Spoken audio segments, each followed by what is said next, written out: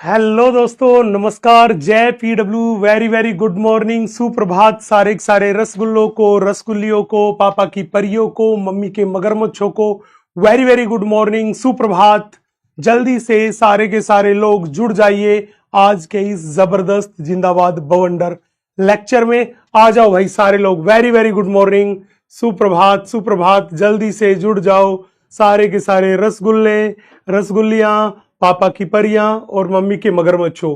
आप सभी का बहुत बहुत स्वागत है आज के इस जबरदस्त जिंदाबाद बवंडर लेक्चर में। जल्दी आ जाओ और एक बार मुझे जल्दी से बता दो कि क्या ऑडियो एंड वीडियो क्लियर है। अगर ऑडियो एंड वीडियो क्लियर है तो हम अभी मचाते हैं मिलके धमाल आज के जबरदस्त लेक्चर में।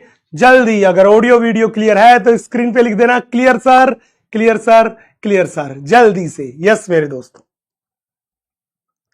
जल्दी से बता दीजिए ऑडियो एंड वीडियो क्लियर है तो लिख भेजिए clear sir, clear sir, clear sir. Yes, और उम्मीद कर रहा हूं रसगुल्ला आर्मी में फुल जोश भरा होगा और बहुत सारे लोग ऐसे होंगे जिनके यहां बहुत भारी बारिश हो भी रही होगी। बारिश का मौसम है भैया, चाय पकौड़ी का मौसम है, तो चाय पकौड़ी की व्यवस्था मम्मा कर देगी।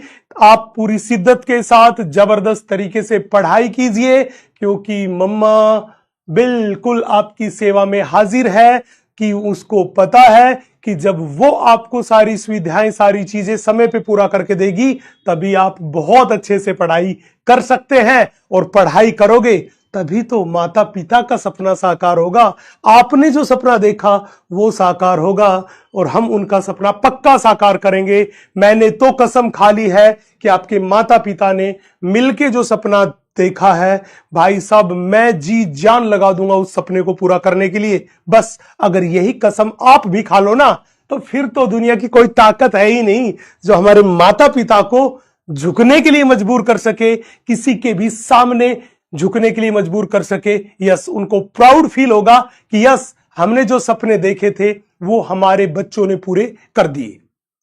और मैं एक बहुत छोटी सी प्यारी सी बात और भी बताता हूं बेटा, कि दुनिया के हर माता पिता की एक ख्वाहिश होती है कि जिंदगी में जो कुछ हम अचीव नहीं कर पाए, संघर्ष के दौरान हम प्राप्त नहीं कर पाए, जो चीजें जिंदगी के सफर में हमसे छूट गई, हमारे बच्चे उन चीजों को हासिल करे, वो उस मुकाम को हासिल करे। ये दुनिया के हर माता पिता की चाहत होती है, दिली इच्छा होती है।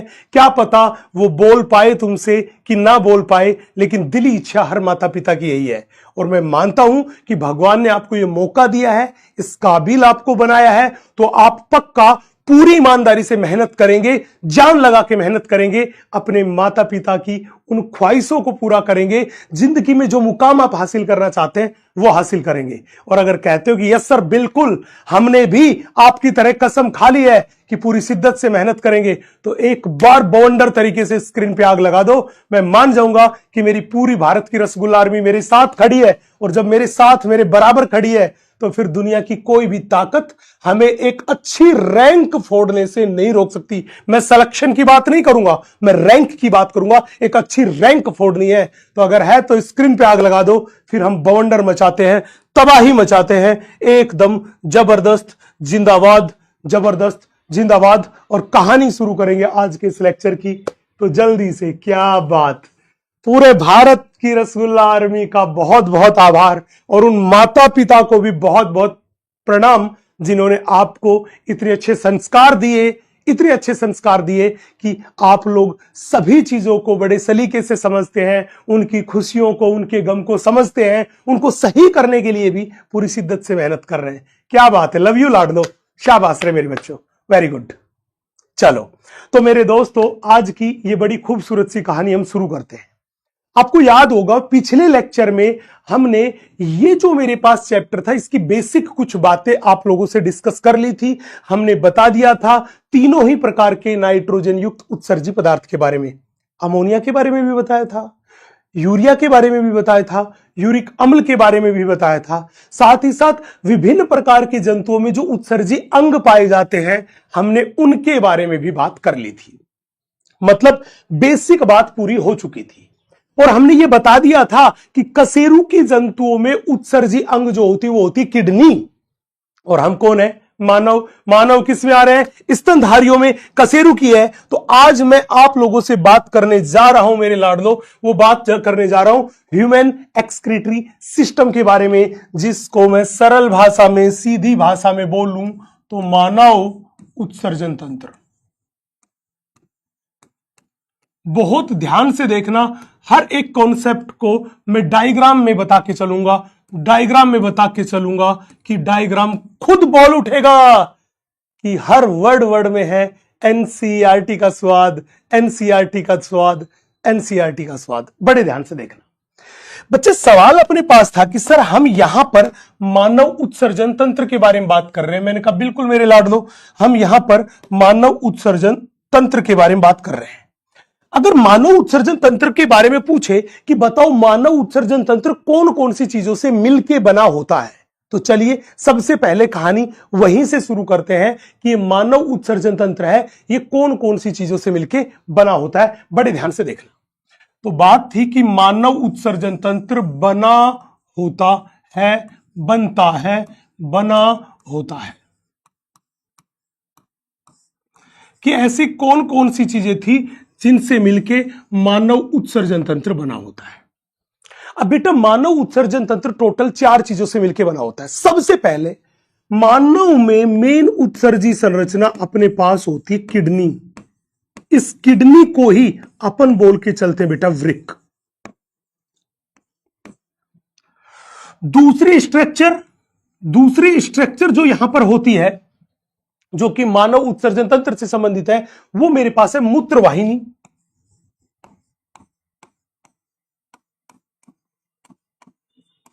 ये मूत्रवाहिनी है, इसी को इंग्लिश में बोलते बेटा यूरेटर। तीसरी जो संरचना मेरे पास है वो अपने पास है मूत्रमार्ग। पहले बात कर रहे थे मूत्राशय के बारे में, मूत्राशय जिसको अपन बोलते हैं यूरिनरी ब्लैडर। और चौथी संरचना मेरे पास है वो है मूत्रमार्ग। इस मूत्रमार्ग को बोलते हैं यूरेथ्रा।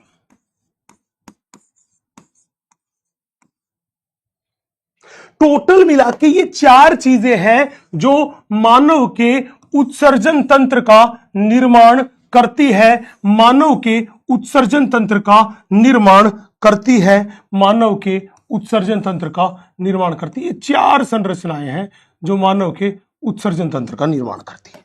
अब बड़े ध्यान से देखना, सवाल पूछेगा कि गुरुजी अगर मानव में किडनी के बारे में पूछे तो किडनी कितनी है? बेटा हमारे शरीर में किडनी है 2। मतलब ये किडनी जो होती है ये अपने पास होती है 1 जोड़ी। तो जब भी बोले कि मानव में किडनी कितने जोड़ी, आप कहोगे केवल 1 जोड़ी। हर एक किडनी से मूत्र को लेकर जाती है मूत्रवाहिनी।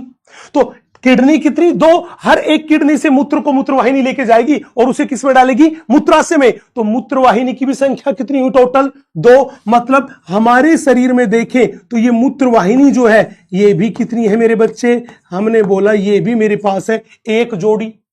तीसरा मेरे पास है मूत्राशय जिसको बोलते हैं यूरिनरी ब्लैडर। बेटा मूत्राशय ही तो था जो मूत्र का संग्रहण करता है और इसकी संख्या केवल 1। हमने बोला इसकी संख्या कितनी है? हमने बोला ये केवल 1 होता है, इसकी संख्या केवल 1 होती है। अब पूछे मूत्रमार्ग, याद रखना मूत्रमार्ग वो था जहां से मूत्र होते हुए शरीर से बाहर निकलता है और ये मूत्रमार्ग की संख्या भी क्या होती है? 1। ये भी मेरे पास अयुग्मित है, हमने बोला केवल 1। तो कहने का मतलब कहानी क्या थी? कहानी मेरे बच्चे ये थी कि अगर मानव उत्सर्जन तंत्र को देखोगे तो किडनी की संख्या 2, मूत्रवाहिनी की संख्या 2, मतलब 1 जोड़ी, बाकी इनकी संख्या केवल 1, इनकी संख्या केवल 1। मतलब ये तो युग्मित है, जोड़ी में है, ये दोनों के दोनों अयुग्मित है। अब मैं एक एक करके बात शुरू करता हूं। सबसे पहले कहानी करता हूं शुरू, वो करता हूं किडनी से। तो जल्दी से बड़े ध्यान से इत्मीनान से देखना, मैंने कहानी शुरू करी है मेरे बच्चे, वो किडनी से ही कहानी शुरू करी है। और ये किडनी ही है जिसको हम बोल के चलते हैं, वो बोल के चलते हैं वृक्क। ये किडनी ही है जिसको हम बोल के चलते हैं, वो बोल के चलते हैं वृक्क। चले भैया, बड़े ध्यान से, बड़े इत्मीनान से देखना। सवाल हमसे पूछेगा, सर पहले ही बताइए ये किडनी जो थी, इस किडनी की संख्या कितनी? मैं पहले ही बोल चुका कि जब भी मेरे से कोई पूछे किडनी की संख्या शरीर में कितनी है, तो बोलो मेरे रसगुल्लो किडनी की संख्या। आप कहोगे गुरुजी अभी तो बताई, एक जोड़ी है। बोलो हाँ। अब कहेगा गुरुजी भ्रूणीय परिवर्धन के दौरान देखो हमारे शरीर में बनती है एक्टोडर्म, मीजोडर्म और एंडोडर्म, 3 जनन स्तर बनते हैं। बोला हाँ। तो अब बताओ ना ये किडनी कौन से जनन स्तर से बनती है, इसकी उत्पत्ति किससे होती है, किडनी की उत्पत्ति किससे होती है? तो याद रखना मेरे बच्चे, ये किडनी जो है ये अपने पास मीजोडर्म से बनती है, तो इसकी उत्पत्ति हुई मीजोडर्मल। किडनी जो है इसकी उत्पत्ति कैसी हुई? इसकी उत्पत्ति हुई मीजोडर्मल, क्योंकि ये मीजोडर्म से बनती है। बोला सर ठीक है। अब सवाल पूछेगा, सर एक बात बताओ। हमने कहा हाँ, अगर कोई कहे हमसे कि भाई किडनी जो थी वो किडनी कैसे दिखाई देती है, इस किडनी की संरचना कैसी है, इसका आकार कैसा है, इसका रंग कैसा है, तो बड़े ध्यान से देखना। अगर कोई मेरे से कहे कि आप हमें किडनी की संरचना के बारे में बताओ, तो हमने बोला किडनी की संरचना जो है ये सेम के बीज के समान है। सेम के बीज के समान, जिसको अपन इंग्लिश में बोल के चलते बीन शेप्ड। Bean shaped. बोलो गुरुजी ये सेम का बीज कैसा होता है? मैं कह दूंगा सेम का बीज किडनी जैसा होता है। कहीं पे लिखा है ना किडनी शेप, मतलब सेम के बीज की जैसी। बोलो गुरुजी यार ये तो गड़बड़ कर दिया आपने। मैंने कहा क्यों? बोला ये तो बात ऐसी कर दी कि एक बच्चे से पूछा तेरा घर कहां है? बोला बैंक के सामने। बोला बैंक कहां है? बोला मेरे घर के सामने। बोला दोनों कहां है? बोला आमने सामने। तो आपने तो वही बात कर दी। हमने पूछा किडनी की संरचना कैसी? बोला सेम के बीज के जैसी। बोला सेम का बीज कैसा? बोला किडनी के जैसा। बोला दोनों कैसे? एक दूसरे के जैसे। तो आप हमें डायग्राम बना के बताओ। अरे मेरे गुल्लू ये कह रहा था क्या मेरे लाडले? तो सुन रहे मेरे लाडले, अगर कोई किडनी की शेप संरचना पूछे तो भाई आपकी किडनी की शेप संरचना जो है ये ऐसी है, मतलब वो जो सेम का बीज है उसकी संरचना ऐसी है। ये मेरे पास किडनी है।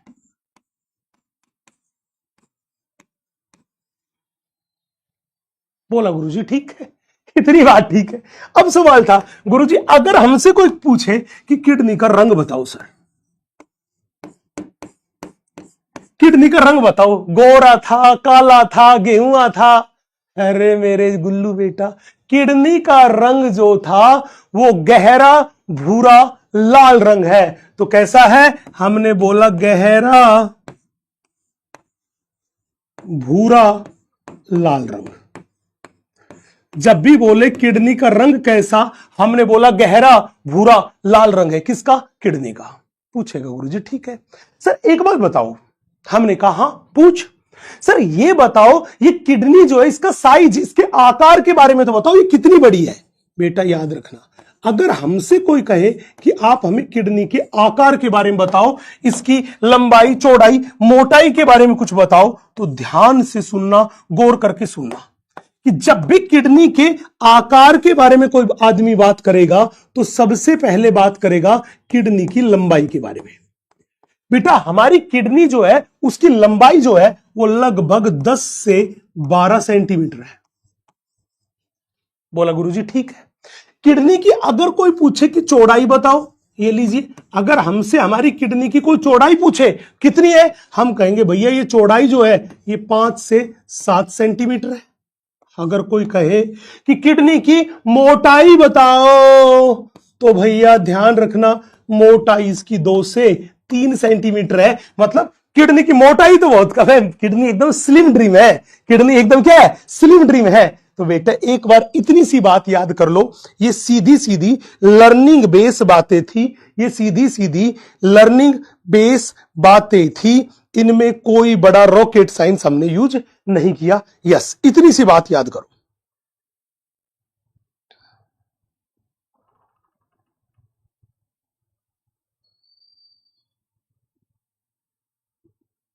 बिल्कुल सीधी सीधी बातें थी, इसमें कोई रॉकेट साइंस यूज नहीं किया। जल्दी से इतनी सी बात नोट कीजिए, जल्दी से इतनी सी बात नोट कीजिए कि जब भी बोले किडनी बहुत मोटी थी, क्या आप कहोगे ना सर ना मोटी नहीं, एकदम स्लिम ड्रीम थी, एकदम स्लिम ड्रीम थी, 2 से 3 सेंटीमीटर ही तो थी मोटाई। यस चले, मतलब किडनी भी जिम जाती है ना, एकदम देखो मेंटेन किया इसने भी। यस फिजिकल फिट है। हाँ सर ऐसा ही मान लो। तो अब बड़े ध्यान से देखना, कहानी को थोड़ा आगे बढ़ाता हूं। सवाल था गुरुजी इतनी बात तो ठीक हो गई, लेकिन अगर कोई हमसे एक सवाल पूछे कि हमारी किडनी होती कहां है, बेटा याद करो किसी ने ऐसा फेस किया हो कि किसी के घर में परिवार में किसी को स्टोन का दर्द हुआ हो, पत्थरी का दर्द हुआ हो, तो पत्थरी का दर्द थोड़ा बगल में यहां पीछे की साइड यहां पे होता है बहुत जोर का दर्द, तो इसका मतलब आगे की साइड को कौन सी सतह बोलते हैं? अधर सतह। ये पीछे की साइड हुआ, इस पीछे की साइड को हल्का यहां पे हुआ तो इसको क्या बोलते हैं? पृष्ठ सतह। तो सीधी सी बात है कि किडनी जो थी वो उदर गुहा के अंदर थी, कौन सी साइड पे? पृष्ठ सतह पे। कौन सी साइड पे? पृष्ठ सतह पे। तो सवाल यही था कि सर अगर मेरे से कोई पूछे कि आप बताओ किडनी की स्थिति कि ये कहां पर स्थित है, ये कहां पर स्थित है, इसकी स्थिति के बारे में बताओ, इसकी लोकेशन के बारे में बताओ, तो बड़े ध्यान से देखना। अगर कोई भी किडनी की स्थिति के बारे में पूछे, लोकेशन के बारे में पूछे, तो आप क्या कहोगे कि उदर गुहा में पृष्ठ सतह पर स्थित होती है। किसके बीच? 12वें नंबर की वक्ष्य कशेरुका से शुरू होगी और एल नंबर 3 के बीच। तो हमने बोला कि उदर गुहा में पृष्ठ सतह पर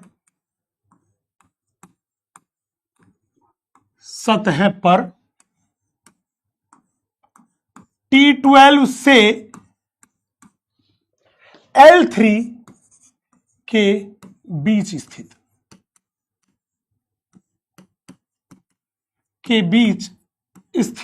होती है। जब भी बोले कहां स्थित होती है, हमने बोला T12 से L3 के बीच स्थित होती है, बीच स्थित होती है। अब पूछेगा बच्चा, मेरा जंडू पूछेगा सर T12 का क्या मतलब है, सर L3 का क्या मतलब है, L3 का क्या मतलब है? बड़े ध्यान से देखना, मैं इन दोनों ही सवालों के जवाब देता हूं। बच्चे आप मान लीजिए मेरे पास ये हमारी किडनी है, बहुत ध्यान से बहुत इत्मीनान से देखिएगा। बच्चे मान लीजिए आप कि ये हमारे पास किडनी है, हमने माना कि ये जो अपने को दिखाई दे रही है ये अपनी किडनी है, ये लो। हमने बोला किडनी की शुरुआत कहां से हुई? बड़े ध्यान से देखना, किडनी जो है, इस किडनी की शुरुआत कहां से हुई? किडनी की शुरुआत जो थी वो इस पॉइंट से हुई। ये किडनी की शुरुआती पॉइंट है। पूछेगा किडनी का अंत कहां पे हुआ? हमने बोला इस किडनी का अंत इस पॉइंट पे हुआ, ये किडनी के अंत का पॉइंट है। तो किडनी ऊपर की साइड से शुरू कहां पे हुई? 12th वक्ष्य कशेरुका। ये कहां से हुई? हमने बोला ये हुई 12th वक्ष्य कशेरुका से। ये 12th वक्ष्य कशेरुका से शुरू हुई, दैट इज T12 से शुरू हुई। यहां पे इसका अंत हुआ। ये मेरे पास क्या है? हमने बोला ये मेरे पास है 3rd लंबर। और लंबर किसको बोलते हैं बेटा? कमर वाली को। कौन सी को? कमर वाली, जिसको बोलते हैं ना कटी, कशेरुका।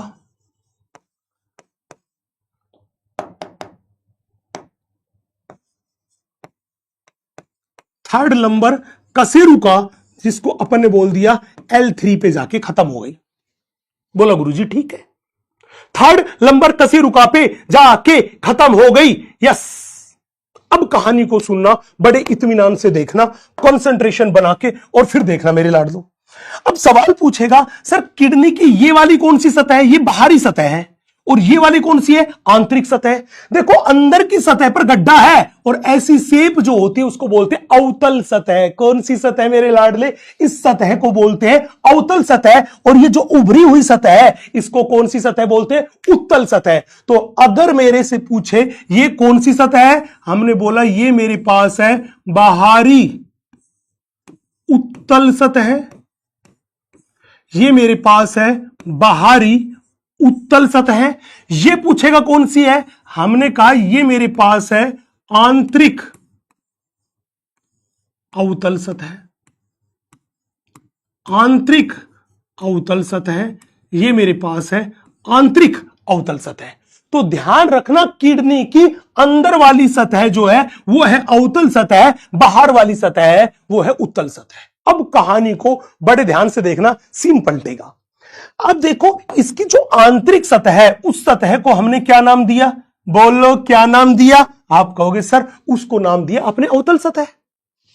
यस, इतनी बात क्लियर है डायग्राम में?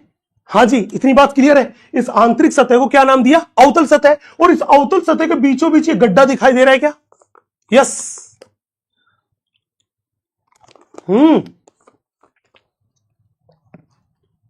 बोला बिल्कुल सर।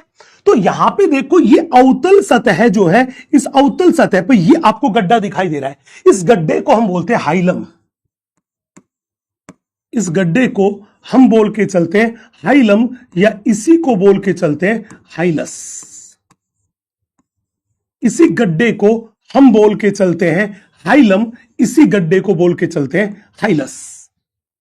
अब बड़े ध्यान से इत्मीनान से देखना, जब भी बोले कि हाइलम या हाइलस क्या है तो मैं कह दूंगा कि किडनी की आंतरिक अवतल सतह के मध्य में पाया जाने वाला गड्ढा है। आंतरिक अवतल सतह के मध्य में पाया जाने वाला गड्ढा है। तो जब भी बोले ये हाइलम क्या है तो हमने बोला किडनी की आंतरिक अवतल सतह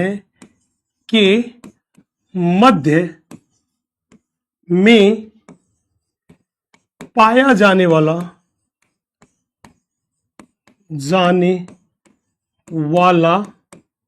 पाया जाने वाला गड्ढा है। तो जब भी बोले बताओ किडनी की आंतरिक अवतल सतह के मध्य में पाया जाने वाले गड्ढे को क्या बोलते हैं? जवाब दो, पूछता है भारत। जल्दी बताओ बेटा, मध्य में पाए जाने वाले गड्ढे को क्या बोलते हैं? तो जवाब क्या दोगे? हाइलम बोलते हैं, या हाइलस बोलते हैं, हाइलम बोलते हैं, हाइलस बोलते हैं। अब मैं आगे एक छोटा सा डायग्राम दिखाऊंगा और उस डायग्राम में ये बातें मैं और डिटेल में करूंगा, बड़े ध्यान से देखना। अब ये हाइलम और हाइलस वाले गड्ढे को बड़े ध्यान से देखते हैं। वो देखते हैं एनसीईआरटी माता की इस फोटो में। देखो एनसीईआरटी माता की इस फोटो को देख रहे हो तो इस फोटो में आपको बड़े ध्यान से इत्मीनान से आप देख रहे हो बेटा, यहां पे ये रहा, ये देखो ये रहा वो गड्ढा, यहां पे ये रहा वो गड्ढा जो मैंने ब्लैक से मार्क कर दिया, यहां पे ये गड्ढा है। और आप देखो इस गड्ढे वाले भाग से ही ये रक्त वाहिनी, धमनी और सिरा है। यस, ये रक्त वाहिनी भी किडनी के अंदर इसी भाग से प्रवेश कर रही है। ये मूत्र वाहिनी जो है ये निकल के आ रही है, मूत्र वाहिनी ये भी किडनी में इसी भाग से प्रवेश कर रही है। किडनी के अंदर जो तंत्रिका जा रही है वो भी इसी भाग से प्रवेश कर रही है। तो अगर एक सवाल मैं आपकी तरफ फेंकूं तो सोच समझ के जवाब देना, दिल मत तोड़ देना सुबह सुबह। हाँ जी, दिल मत तोड़ देना, पाप लगेगा सुबह सुबह दिल तोड़ा तो मैं ये कह दूं कि अगर कोई पूछे कि बताओ रक्त वाहिनी, तंत्रिका, मूत्रवाहिनी आदि किडनी में किस जगह से प्रवेश करती है? जल्दी बोलो।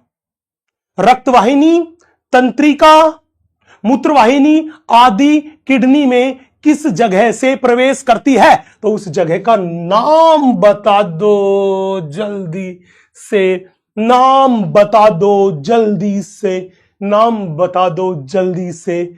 बोला गुरुजी हाइलम, हाइलम, हाइलम, हाइलम, हाइलम, हाइलम से बेहतरीन जवाब तो मैं कह दूं, बोल दो ना जरा, मैं कह दूं क्या? बोला सर कह दो। मैं कुछ कहूं या चुप रहूं? चुप मत रहो गुरुजी, कह दो। तो मैं ये कह दूं कि किडनी में रक्त वाहिनी, तंत्रिका, मूत्रवाहिनी आदि हाइलम से ही प्रवेश करती है। इसीलिए इस हाइलम को बोलते हैं रूट ऑफ किडनी, किडनी की जड़। कि भाई शरीर से जो भी चीज लेना देना है वो कहां से होगा? हाइलम से होगा। तो ये बोला, तो हमने बोला कि किडनी में रक्त वाहिनी, किडनी में रक्तवाहिनी, तंत्रिका, मूत्रवाहिनी आदि हाइलम से प्रवेश करते हैं अतः इसे रूट ऑफ किडनी बोलते हैं।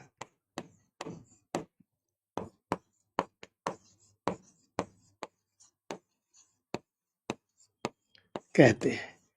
तो भाई अगर छोटा बहन भाई घर में है, अगर छोटा बहन भाई कभी गलती से सवाल पूछ रहे कि भाई बताओ किडनी के कौन से भाग था जिसको रूट ऑफ किडनी बोला था, तो जवाब दे देना हाइलम, क्योंकि अपनी इज्जत अपने हाथ। नहीं तो ये छोटे बहन भाई है ना, ये बेइज्जती बहुत खतरनाक करते भाई साहब, बेइज्जती हो जाएगी। तो इतनी सी बात नोट कर लो, इतनी सी बात नोट कर लो, फिर अपन मिलके बवंडर मचाते हैं, आगे की कहानी बताते हैं। जल्दी से इतनी बात नोट कीजिए मेरे लाडले, जल्दी से इतनी सी बात नोट कीजिए मेरे लाडले। यस,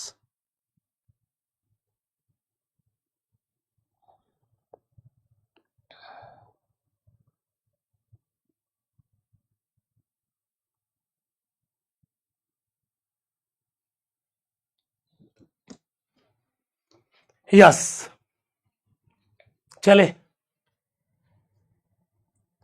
नोट कर लिया।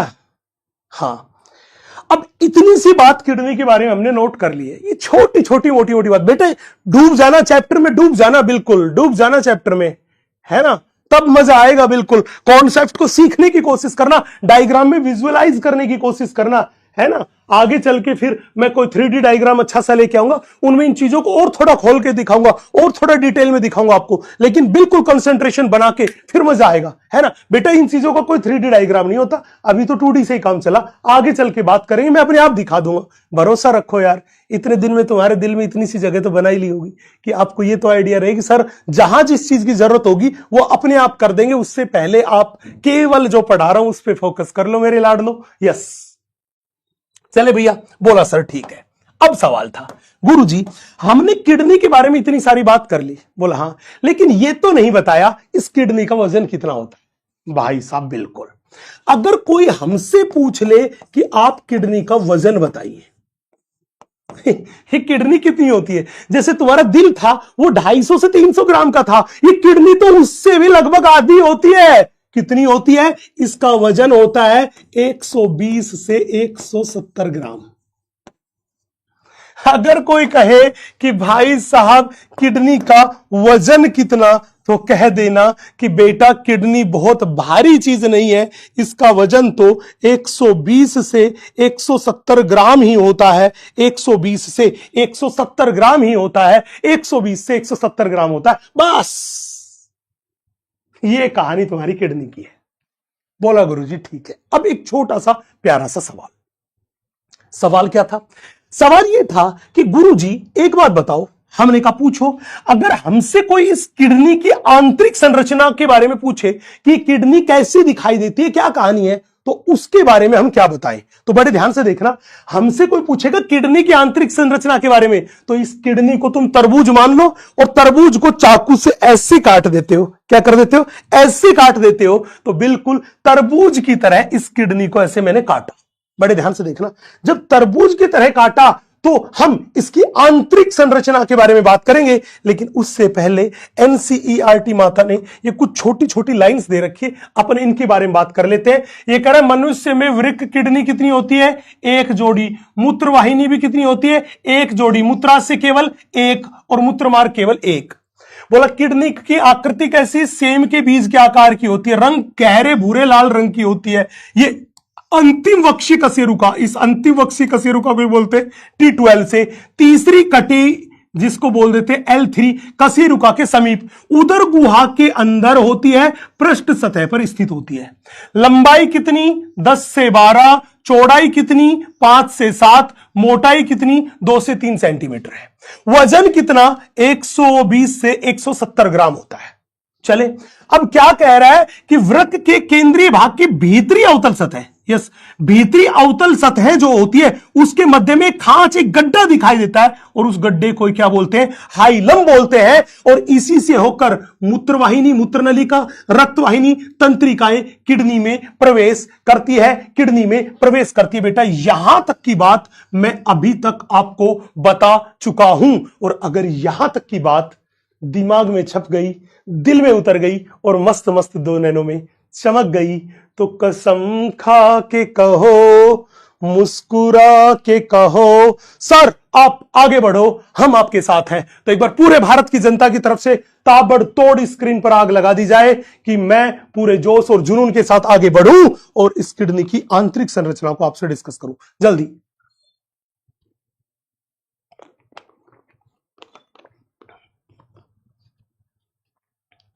यस, जल्दी।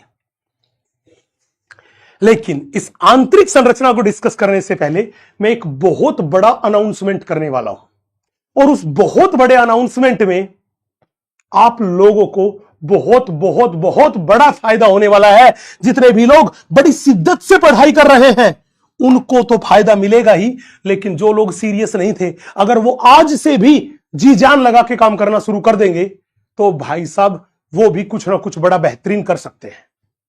अब वो अनाउंसमेंट क्या है, जल्दी से, बड़े ध्यान से, बड़े इत्मीनान से सुन लीजिएगा। दोस्तों एग्जैक्टली में हम हिंदी मीडियम के बच्चों के लिए पहली बार लेकर आ रहे हैं AIR बैच, AIR बैच, और उस AIR बैच के लिए टेस्ट होने वाला है, वो 3 अगस्त को टेस्ट होने वाला है। जी हां, AIR बैच का टेस्ट होने वाला है 3 अगस्त को, और उस 3 अगस्त के टेस्ट पेपर को आप सभी को देना है, उसको सोल्व करना है, उसमें बहुत बेहतरीन परिणाम लेके आना है। क्योंकि जो लोग 3 अगस्त के टेस्ट को बहुत अच्छे से देंगे भाई, उनका ही सिलेक्शन AIR बैच में डिसाइड करा जाएगा, AIR बैच में उनका सिलेक्शन डिसाइड होगा। तो पूरी शिद्दत के साथ पढ़ना है, उसका सिलेबस आप लोगों के पास आ चुका है, ताबड़तोड़ पढ़िएगा, जबरदस्त तरीके से पढ़िएगा और 3 अगस्त के लिए अपने आप को तैयार कर लीजिएगा। ठीक है, तो सभी के लिए कॉमन अनाउंसमेंट है। कल से लगातार बच्चों के सोशल मीडिया पे मैसेजेस भी आ रहे हैं कि सर क्या हम AIR बैच दे सकते हैं? बिल्कुल बिल्कुल, AIR बैच के लिए एग्जाम देना है और वो ही डिसाइड करेगा कि आप AIR बैच में जाएंगे कि नहीं जाएंगे। तो शिद्दत से जो पढ़ाई करेगा, पेपर को जबरदस्त तरीके से देके आएगा, वो उधर रहेगा, बाकी इधर रहेंगे।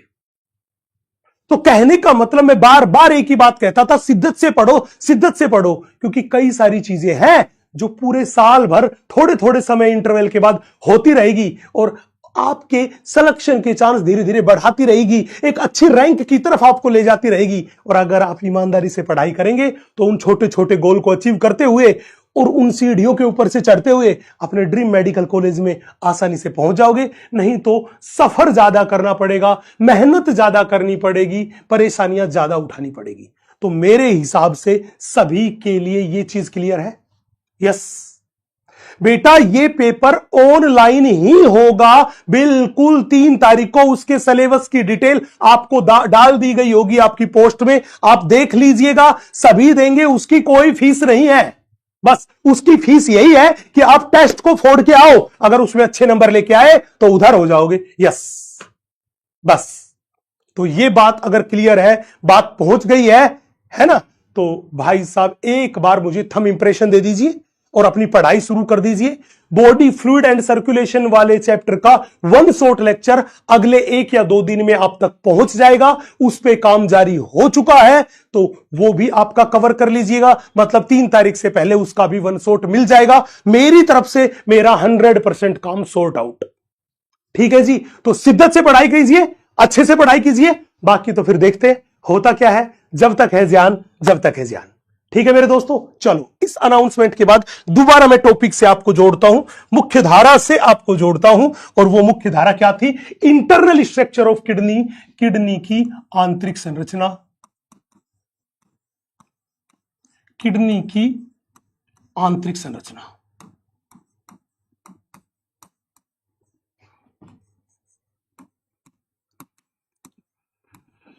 हम आपसे बात कर रहे हैं बेटा, वो बात कर रहे हैं किडनी की आंतरिक संरचना के बारे में।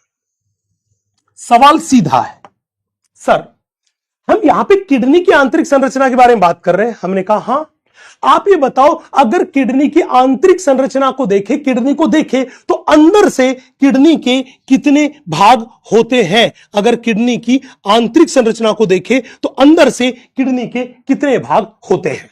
हमने बोला अगर आंतरिक संरचना को देखोगे तो आंतरिक संरचना में किडनी के 2 भाग होते हैं। पूछेगा सर ठीक है, 2 भाग कौन कौन से? एक भाग जो होता है उसको बोलते हैं रीनल कोर्टेक्स भाग। कौन सा भाग? रीनल कोर्टेक्स भाग। तो एक भाग को बोलते हैं बेटा रीनल कोर्टेक्स,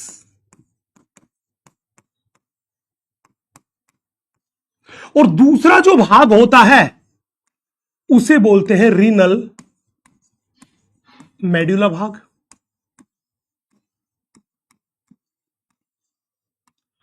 दूसरे वाले को बोलते हैं रीनल मेडुला भाग।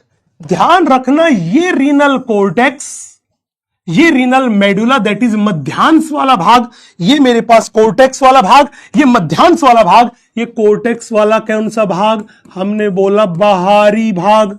ये मेरे पास कैसा भाग? ये बाहरी भाग। जबकि ये मध्यांश वाला मेडुला वाला भाग है, ये मेरे पास होता है आंतरिक भाग। ये मेरे पास होता है मेरे बच्चे आंतरिक भाग। बोला गुरुजी ठीक है, थोड़ी थोड़ी क्लैरिटी तो आई कि किडनी के कितने भाग? 2 भाग, 2 भाग, बाहर वाला कोर्टेक्स, अंदर वाला मेडुला। बोला ठीक है। अब बताओ गुरुजी हमने क्या काम किया? हमने बेटा आपको बताया था कि ये अपनी किडनी है, इस किडनी को लो और तरबूज की तरह काट डालो, काट डालो, काट डालो। ये लो भैया, हमने यही काम किया। हमने क्या काम किया? ये किडनी ली और इस किडनी को तरबूज की तरह काट डाला। जब किडनी को तरबूज की तरह काटा तो हमने क्या देखा कि मान लीजिए ये मेरे पास किडनी है, ये लीजिए, हमने इस किडनी को तरबूज की तरह काटा तो क्या देखा कि मान लीजिए मेरे पास ये किडनी है,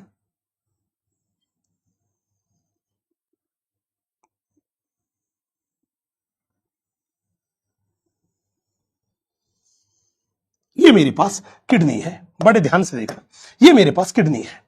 हमने क्या देखा? इस किडनी को तरबूज की तरह काट के देखा कि किडनी के बाहर की तरफ ये आवरण दिखाई दे रहा है, ये सफेद रंग की परत जो दिखाई दे रही है इसे बोलते हैं रीनल कैप्सूल। इसे क्या बोलते हैं? इसे अपन बोलते हैं रीनल कैप्सूल। ये जो बाहर की तरफ आवरण दिखाई दे रहा है, इस आवरण को अपन बोल के चलते मेरे बेटा, वो बोल के चलते रीनल कैप्सूल। ये आवरण जो दिखाई दे रहा है, इस आवरण को अपन बोल के चलते बेटा, वो बोल के चलते renal capsule, renal capsule, renal capsule. ये आवरण था। चले अब बड़े ध्यान से, बड़े इत्मीनान से देखना, ये रीनल कैप्सूल तो किडनी का क्या था? आवरण था। बोला क्या था? आवरण। और ये आवरण क्या कर रहा था? ये किडनी को सुरक्षा प्रदान करता है। तो जब भी बोले रीनल कैप्सूल क्या करता है, हमने बोला ये किडनी को सुरक्षा प्रदान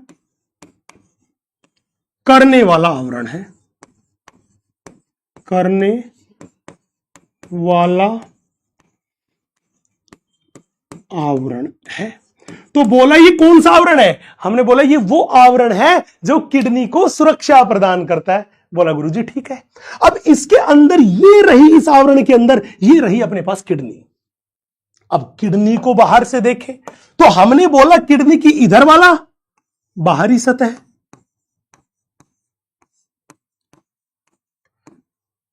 किडनी की इधर वाली हमने बोला ये मेरे पास है आंतरिक सतह,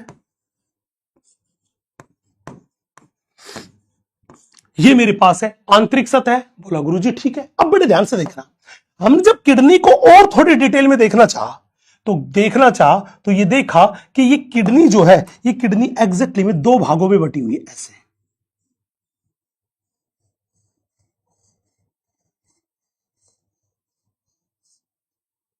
ये किडनी जो है, ये किडनी 2 भागों में बटी हुई है। एक भाग तो ये ग्रीन वाला भाग, और एक भाग ये जो हमने छोड़ दिया इधर वाला, ये वाला भाग। मान लीजिए ये जो इधर भाग छोड़ दिया, मैं इसको रेड कलर से कर देता हूं, रेड वाला भाग। तो किडनी के अंदर कितने भाग दिखाई दिए? 2 भाग।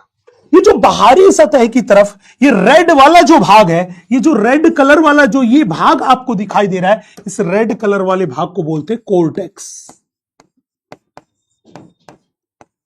ये रेड कलर वाला जो भाग दिखाई दे रहा है मेरे बच्चे, इसको अपन बोलते हैं कोर्टेक्स भाग, जो कि बाहर वाला भाग है।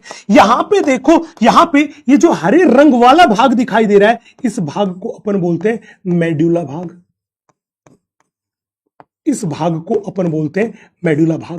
तो जब भी बोले किडनी के कितने भाग, आप कहोगे अंदर की सतह पर अंदर वाला मेडुला, बाहर वाला कोर्टेक्स। बोला सर ठीक है। अब ये जो कोर्टेक्स वाला भाग था, इसमें भी द्रव्य पदार्थ भरा है। ये जो मेडुला वाला हरे रंग से मैंने बना दिया, इसमें भी द्रव्य पदार्थ भरा है। दोनों ही भागों में द्रव्य पदार्थ भरा है। बोला सर ठीक है। बोला यहां भी द्रव्य पदार्थ भरा, यहां पर भी द्रव्य पदार्थ भरा। हमने क्या काम किया, इस कोर्टेक्स से थोड़े से द्रव्य पदार्थ को लैब में लिया और चेक करके देखा। हमने इस मेडुला से थोड़े से द्रव्य पदार्थ को लिया और लैब में चेक करके देखा। जब उस द्रव्य पदार्थ को लैब में चेक करके देखा, तो हमने क्या देखा कि इस कोर्टेक्स भाग से जो द्रव्य पदार्थ लिया गया, अगर उस द्रव्य पदार्थ की कोई पूछे परासरणता, इसकी परासरणता कितनी थी? बेटा कोर्टेक्स से जो द्रव्य पदार्थ लिया गया, उसकी परासरणता अपने पास थी 300 मिली ओस्मोल प्रति लीटर। ये जो पदार्थ लिया गया, कहां से लिया गया मेरे बच्चे? हमने बोला ये जो कोर्टेक्स से लिया गया, इसकी परासरणता जो थी, वो परासरणता कितनी थी? हमने बोला इसकी परासरणता के बारे में बात करी तो इसकी परासरणता थी अपने पास 300 मिली ओस्मोल पर लीटर। परासरणता का मतलब कि विलायक में घुले हुए विलेय के 1 लीटर विलायक में घुले हुए विलेय के अणुओं की संख्या, वो ही तो थी परासरणता या सांद्रता, उसी को ही तो बोलते परासरणता। वो कितनी थी? 300 थी। हमने क्या काम किया, ये मेडुला का द्रव्य लिया और इस मेडुला से द्रव्य लेके हमने इस मेडुला वाले द्रव्य की परासरणता को चेक किया। इसकी परासरणता को चेक किया। इसकी परासरणता थी लगभग 300। जब इसकी परासरणता को चेक किया तो उसकी वैल्यू आई लगभग 1200 मिली ओस्मोल प्रति लीटर। इसकी आई 1200 मिली ओस्मोल प्रति लीटर। मतलब इसकी तुलना में, कोर्टेक्स की तुलना में 4 गुना ज्यादा। और जो ही इतनी ज्यादा परासरणता देखी, दिमाग की घंटी बजी। और क्या बजी कि भाई साहब, इस मेडुला में ऐसी क्या चीज है जो कि कोर्टेक्स में नहीं है? क्योंकि अगर मेडुला की परासरणता ज्यादा है तो इसमें घुली हुई चीजें भी ज्यादा होगी। कोई ना कोई तो एक्स्ट्रा चीज है जो यहां पर घुली हुई है। बोलो हां कि ना? जल्दी जवाब दो। मैं टकटकी लगा के स्क्रीन की तरफ देख रहा हूं मेरे लाडलो। यस, जल्दी बताओ, जल्दी बताओ। यस,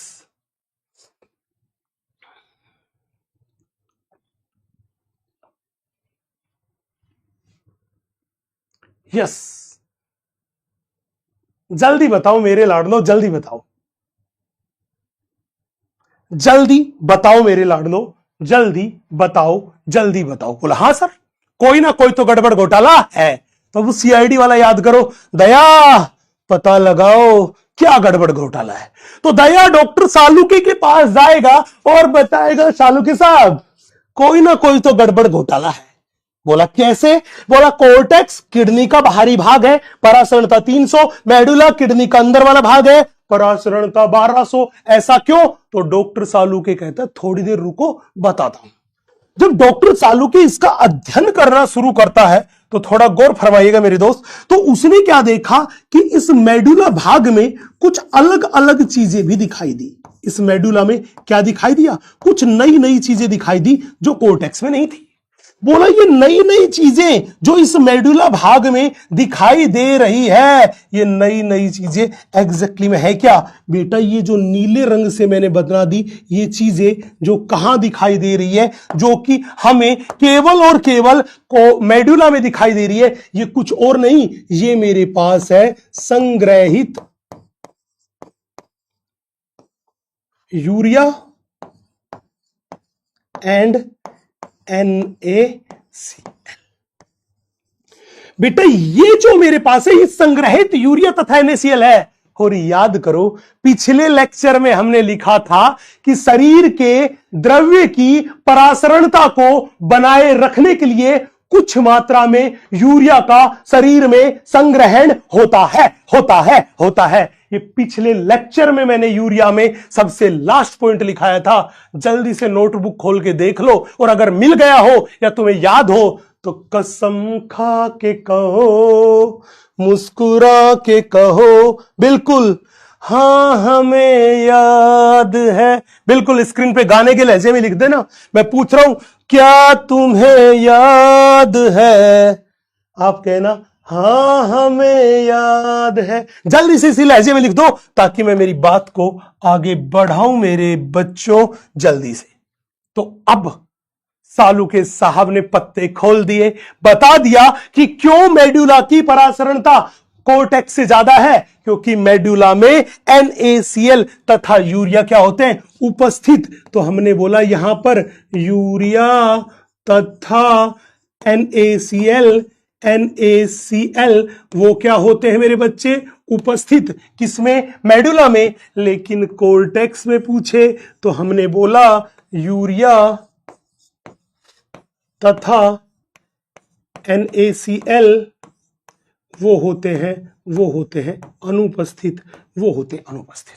बहुत बहुत ध्यान लगा के इतनी सी बात नोट कर लो। हमने पहला कॉन्सेप्ट आपको सिखा दिया है किडनी के दोनों भागों के बारे में, कि कोर्टेक्स की क्या कहानी, मेडुला की क्या कहानी। फिर हम आगे चलते हैं। जल्दी मेरे लाडलो इतनी बात नोट करो।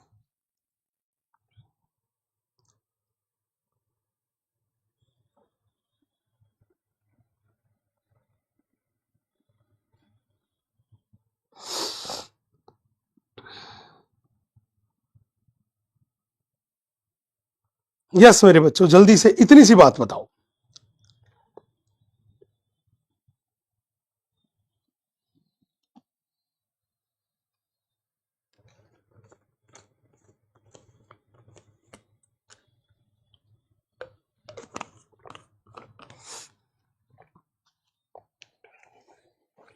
अरे कॉन्सेप्ट चमक रहा है ना, चीजें एकदम दिमाग में छप रही है ना। अगर छप रही है तो फिर मैं आगे चलता हूं, मेरा पहला काम पूरा। अब हम थोड़ा सा आगे बढ़ते हैं, फिर कॉन्सेप्ट को और निचोड़ निकालेंगे, और बवंडर मचाएंगे, और तबाही मचाएंगे। अब सवाल था गुरुजी क्या किडनी के अंदर बस ऐसा ही दिखाई देता है? मैंने कहा ना, ये तो हमने मोटा मोटा बताया आपको। अब इस भाग को जूम करके देख लेते हैं अपन। ये किडनी के अंदर कोर्टेक्स भाग, मेडुला वाला जो भाग था, इनको अपन जूम करके देखते है ना। तो जब इस भाग को हमने जूम करना शुरू किया, तो जूम करके देखना जब शुरू किया तो भाई साहब हालात कुछ बदले, कुछ नई कहानी हमारे पास आई। और वो नई कहानी क्या आई हमारे पास, बड़े ध्यान से देखना। जब हमने किडनी के इन भागों को जूम करके देखा तो बड़े ध्यान से, बड़े इत्मीनान से देखना, हमारे पास ये किडनी थी।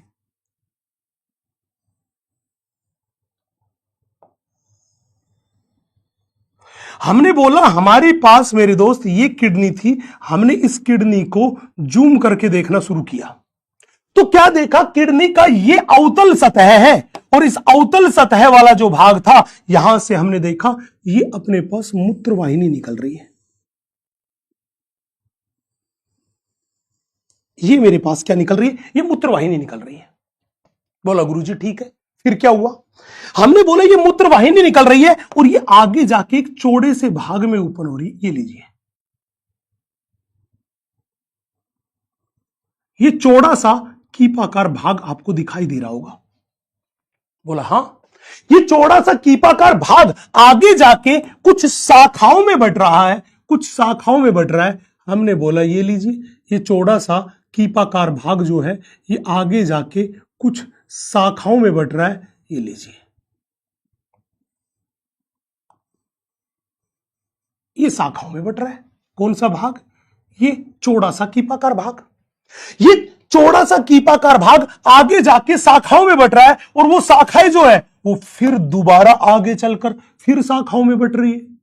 ये लो,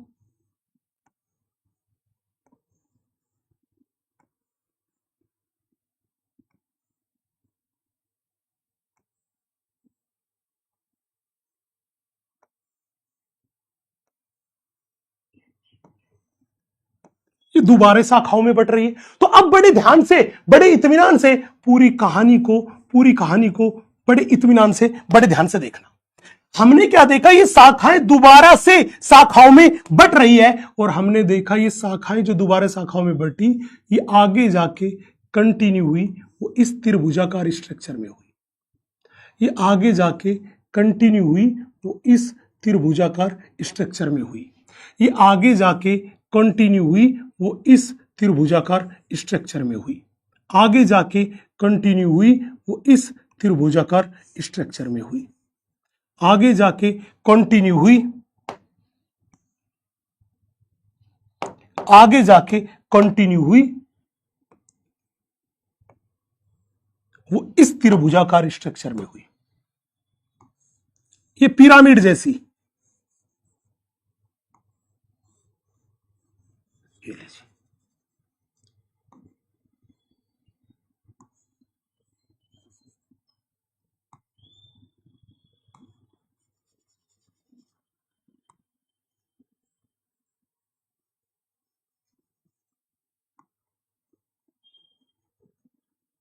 ये लीजिए, ये पिरामिड जैसी स्ट्रक्चर में कंटिन्यू हुई। अब कहानी को देखना, कहानी को देखना, बहुत ध्यान से देखना, बहुत आराम से देखना। हमने बोला इस पूरी कहानी को देखते हैं तो हमें पता चलता है कि ये वाला जो भाग है, ये वाला जो भाग है, ये मेरे पास कोर्टेक्स है।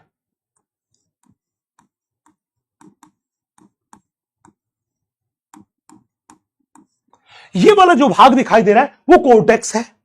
हमने बोला यहां पे देखोगे तो अंदर की तरफ का ये जो भाग दिखाई दे रहा है, अंदर वाला ये जो भाग दिखाई दे रहा है, इस अंदर वाले इस भाग को अपन बोलते हैं मेडुला भाग। बहुत ध्यान से, अंदर वाले इस भाग को बोलते हैं मेडुला भाग। ये लो, ये मेरे पास मेडुला भाग है। बोला सर ठीक है। हमने बोला यहां पर ये जो सफेद रंग वाली है, ये मेरे पास है मूत्रवाहिनी।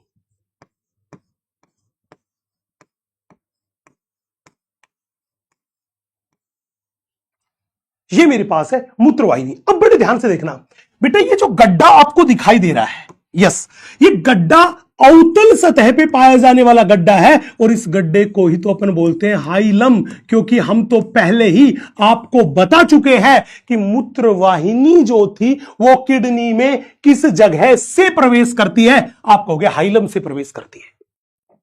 अब क्या कहानी है, बहुत बहुत ध्यान से देखना, बहुत बहुत ध्यान से देखना। ये ही किडनी का डायग्राम सबसे इंपॉर्टेंट है, ये ही कहानी सुनाएगा पूरी। यस, बहुत ध्यान से देखना।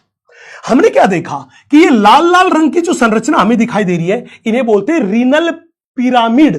क्या बोलते हैं? Renal pyramid. सवाल था सर ये लाल लाल रंग की जो संरचना यहां पे आप बता रहे हो, ये वाली संरचना, ये लाल लाल रंग की संरचना है क्या? बेटा ये लाल लाल रंग की संरचना है, इनको ही अपन बोलते हैं रीनल पिरामिड। ये जो लाल लाल रंग की संरचना है, इनको अपन बोलते हैं रीनल पिरामिड। ये लो भाई,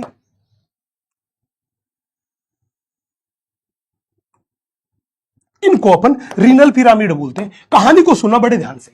वो पूछे कि रीनल पिरामिड है क्या? बेटा याद करो, किडनी के अंदर कितने भाग? दो भाग। बाहर वाले भाग को कोर्टेक्स, अंदर वाले भाग को मेडुला। तो जब हमने इनको माइक्रोस्कोप में देखा, सलीके से देखा, बड़ा करके देखा, तो पता चला कि किडनी का मेडुला भाग कई सारे शंकुआकार पिरामिड में विभक्त होता है। तो जब भी बोले रीनल पिरामिड किससे बनता है, तो मैंने बोला किडनी का मेडुला भाग, जिसको बोलते हैं मध्यांश भाग, कई सारे शंकुआकार पिरामिड में विभक्त होता है, जिन्हें रीनल पिरामिड कहते हैं। जिन्हें क्या कहते हैं? रीनल पिरामिड कहते हैं। तो जब भी बोले रीनल पिरामिड किसका भाग, बताओ कोर्टेक्स का भाग कि मेडुला का, जल्दी बताओ। अगर पूछे रीनल पिरामिड किसका भाग हुआ, कोर्टेक्स का भाग हुआ कि मेडुला का भाग, जल्दी लिख के बताओ। यस, तो हमने बोला कि रीनल मेडुला, रीनल मेडुला कई सारे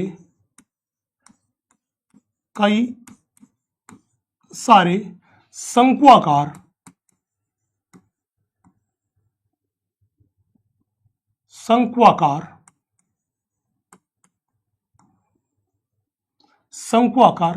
पिरामिड में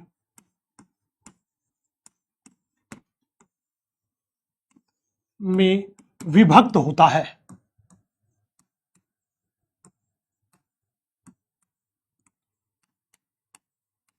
है, जिन्हें रीनल पिरामिड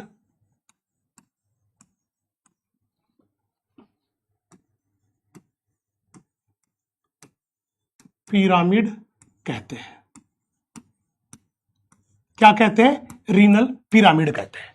तो रीनल पिरामिड किसका भाग? भाई मेडुला का भाग, क्योंकि मेडुला ही विभक्त है, तो ये किसका भाग हुआ? मेडुला का भाग हुआ। बोला सर ठीक है।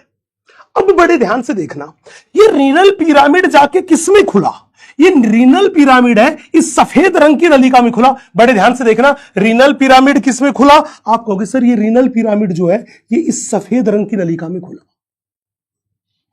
बेटे ये सफेद रंग की नलिका है, इसको बोलते हैं माइनर कैलिक्स। इसको क्या बोलते हैं? Minor calyx. इसको बोलते हैं माइनर कैलिक्स, क्योंकि ये कैसी है? छोटी। ये मेरे पास आगे जाके कहां पे हुई? हमने बोला ये गुलाबी रंग वाली नलिका। देखो सफेद वाली किसमें खुली? गुलाबी नलिकाओं में, और गुलाबी नलिकाओं का आकार है बड़ा, इसलिए उनको बोलते हैं मेजर कैलिक्स। इनको क्या बोलते हैं? Major calyx. और ये मेजर कैलिक्स जाके इस हरे रंग की जगह पे खुली। आपको सवाल यही बताना है कि ये हरे रंग की जो जगह है इसको क्या बोलते हैं? बेटा इस हरे रंग की जगह को अपन बोलते हैं रीनल पेल्विस।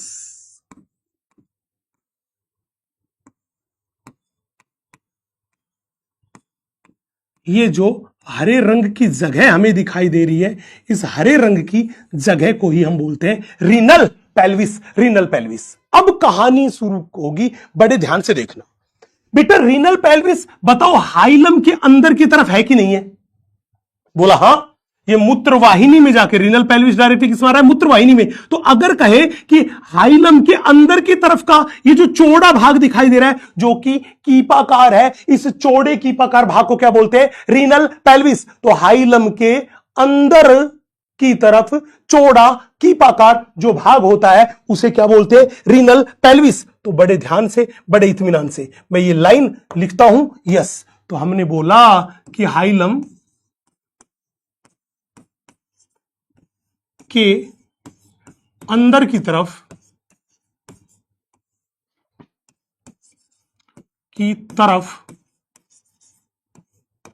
चौड़ा कीपाकार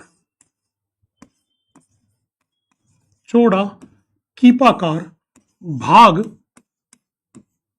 रीनल पेल्विस कहलाता है।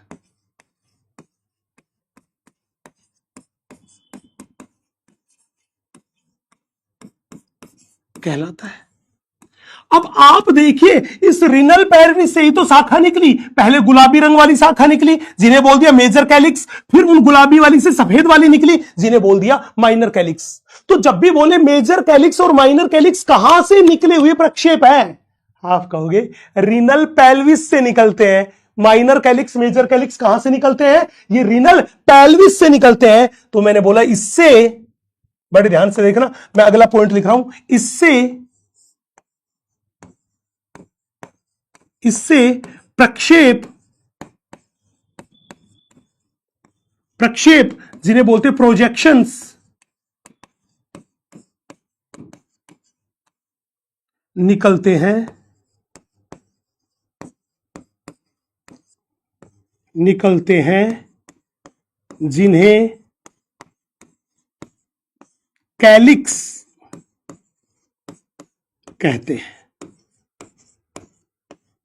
तो जब भी हमसे कोई कहे कि बताओ कैलिक्स जो थे वो कैलिक्स कहां से निकलते हैं, तो आप बोलोगे कैलिक्स वो प्रक्षेप थे जो कि रीनल पेल्विस से निकलते हैं, रीनल पेल्विस से निकलते हैं। अब कहानी को यहां देखता हूं।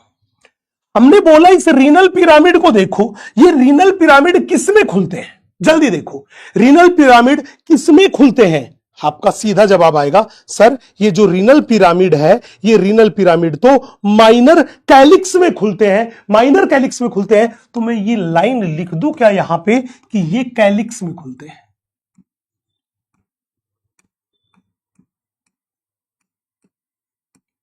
कैलिक्स में खुलते हैं। ये कहां खुलते हैं, हमने बोला ये कैलिक्स में खुलते हैं। कौन, रीनल पिरामिड कहां खुलते हैं, कैलिक्स में खुलते हैं, कैलिक्स में खुलते हैं। बोला सर ठीक है। इतनी सी बात जो मैंने करी वो ये मेडुला की तरफ वाली कहानी के बारे में कर ली। अब बड़े ध्यान से देखना, हमने बोला ये जो पार्ट आपको दिखाई दे रहा है, हमने क्या बोला, हमने बोला ये जो पार्ट दिखाई दे रहा है आपको, थोड़ी सी ध्यान से, थोड़ी सी इत्मीनान से देखिएगा। ये जो पार्ट आपको दिखाई दे रहा है, ये वाला पार्ट देखो, ये कैलिक्स के बीच में बिल्कुल देखो यहां पे ये वाला पार्ट। हमने बोला आप देखिए ये जो मेरे पास रीनल पिरामिड है, इन रीनल पिरामिड के बीच में ये भाग आपको दिखाई दे रहा होगा, रीनल पिरामिड के बीच में ये भाग दिखाई दे रहा होगा। बोला हां, ये जो भाग रीनल पिरामिड के बीच में दिखाई दे रहा है बेटा, ये कोर्टेक्स का भाग है। किसका भाग है, कोर्टेक्स का भाग है। और इस कोर्टेक्स के भाग को बोलते हैं बर्तीनी के स्तंभ। इस कोर्टेक्स के भाग को क्या बोलते हैं, बर्तीनी के स्तंभ। तो जब भी बोले कि बताओ बर्तीनी के स्तंभ क्या है, तो आपका क्या जवाब आएगा, ये कोर्टेक्स का स्तंभाकार भाग है जो कि रीनल पिरामिड के बीच में स्थित होता है, बीच में स्थित होता है। तो यही लाइन हमने लिखी, जब भी बोले बर्तीनी के स्तंभ क्या है, तो हमने बोला ये कोर्टेक्स का स्तंभाकार, ये कोर्टेक्स का स्तंभाकार भाग है जो रीनल पिरामिड के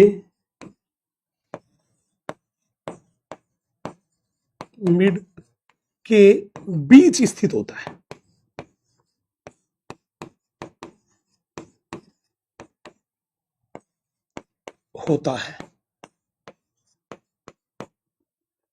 उसे ही क्या बोलते हैं, उसे बोलते हैं बर्तीनी के स्तंभ।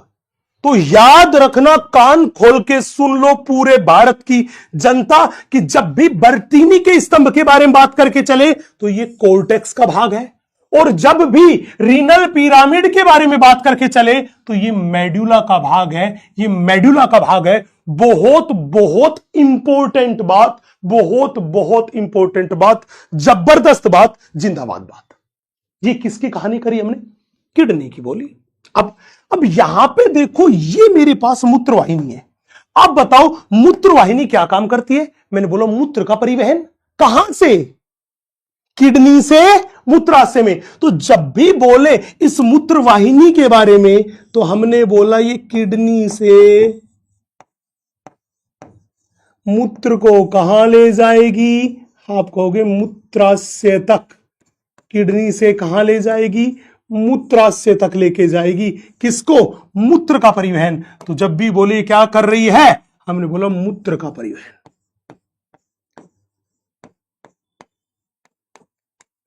ये मूत्र का परिवहन कर रही है, कहां से कहां, किडनी से मूत्राशय तक। यही काम किसका है, इस मूत्रवाहिनी का है, इस मूत्रवाहिनी का है। मेरे बच्चों इतनी सी बात एक बार नोटबुक में जमा जमा के छाप दो, जमा जमा के छाप दो। लेबलिंग में कोई गड़बड़ नहीं होनी चाहिए, इसलिए मैंने हर जगह अलग अलग कलर के पेन काम में लिए हैं ताकि कोई गड़बड़ घोटाला ना हो, कॉन्सेप्ट क्लियर हो, डायग्राम में नीट एंड क्लीन होना चाहिए। क्योंकि पिछले डायग्राम जब हमने हार्ट का डायग्राम बनाया था तो बहुत सारे बच्चों ने गलत लेबलिंग कर रखी थी, वो मेरे पास डायग्राम भेज रहे हैं, मैं उनमें करेक्शन करवा रहा हूं, बेटा ये गलत लेबलिंग कर रखी है। तो भाई साहब यहां पे आपको देखना है, यस जबरदस्त जिंदाबाद। जल्दी से इस डायग्राम को एक बार पूरे के पूरे डायग्राम को यस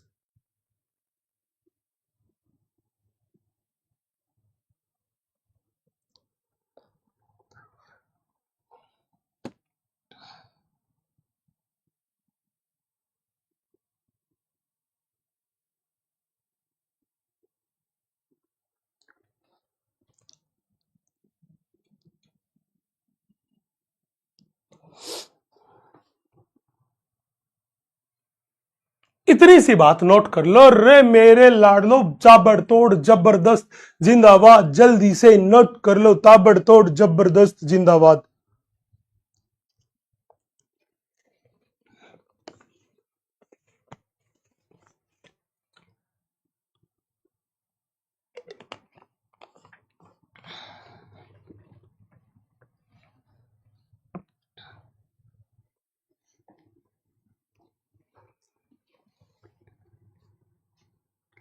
नोट कर लिया? जल्दी से नोट कर लिया कि नहीं कर लिया? जल्दी से नोट कर लिया कि नहीं कर लिया? नोट कर लिया कि नहीं कर लिया? ये सारी सारी बातें बिल्कुल ऐसे ही लिखनी है ताकि जब तुम एक बार डायग्राम को देखो तो ये कहे इतनी प्यार से मेरी तरफ मत देखो, सब कुछ समझ आएगा। तो वो सारी की सारी बातें ये थी, ये क्या थी, उससे रिलेटेड बातें यही की, ताकि जब आप शॉर्ट नोट्स बनाओगे ना बेटा तो शॉर्ट नोट्स में ये चीज ऐसे कैसे काम में आ जाएगी, आपको एक्स्ट्रा मेहनत करनी नहीं पड़ेगी शॉर्ट नोट्स बनाने में। यस, ये सीधा का सीधा उठाए, कोई कहे किडनी की आंतरिक संरचना, ये एक ही स्लाइड में पूरा का पूरा चिपक गया। तो कम पेजेस में बहुत अच्छा काम हो गया, सारी इंफॉर्मेशन एक ही साथ मिल गई। अगर बहुत सारी 100 हेडिंग डालते तो फिर गड़बड़ घोटाला हो जाता है ना।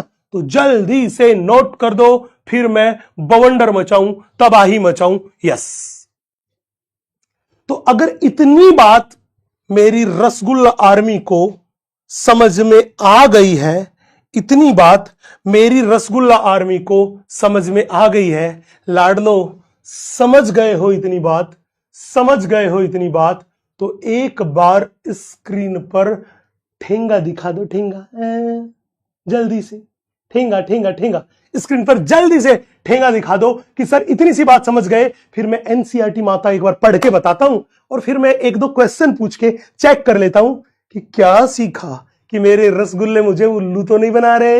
हाँ गुल्लू बेटा, थोड़ा सा ध्यान दे गुल्लू, ध्यान दो। यस, उल्लू मत बनाना। चाशनी तू भी सुन ले, ज्यादा उल्लू नो उल्लू बनाविंग।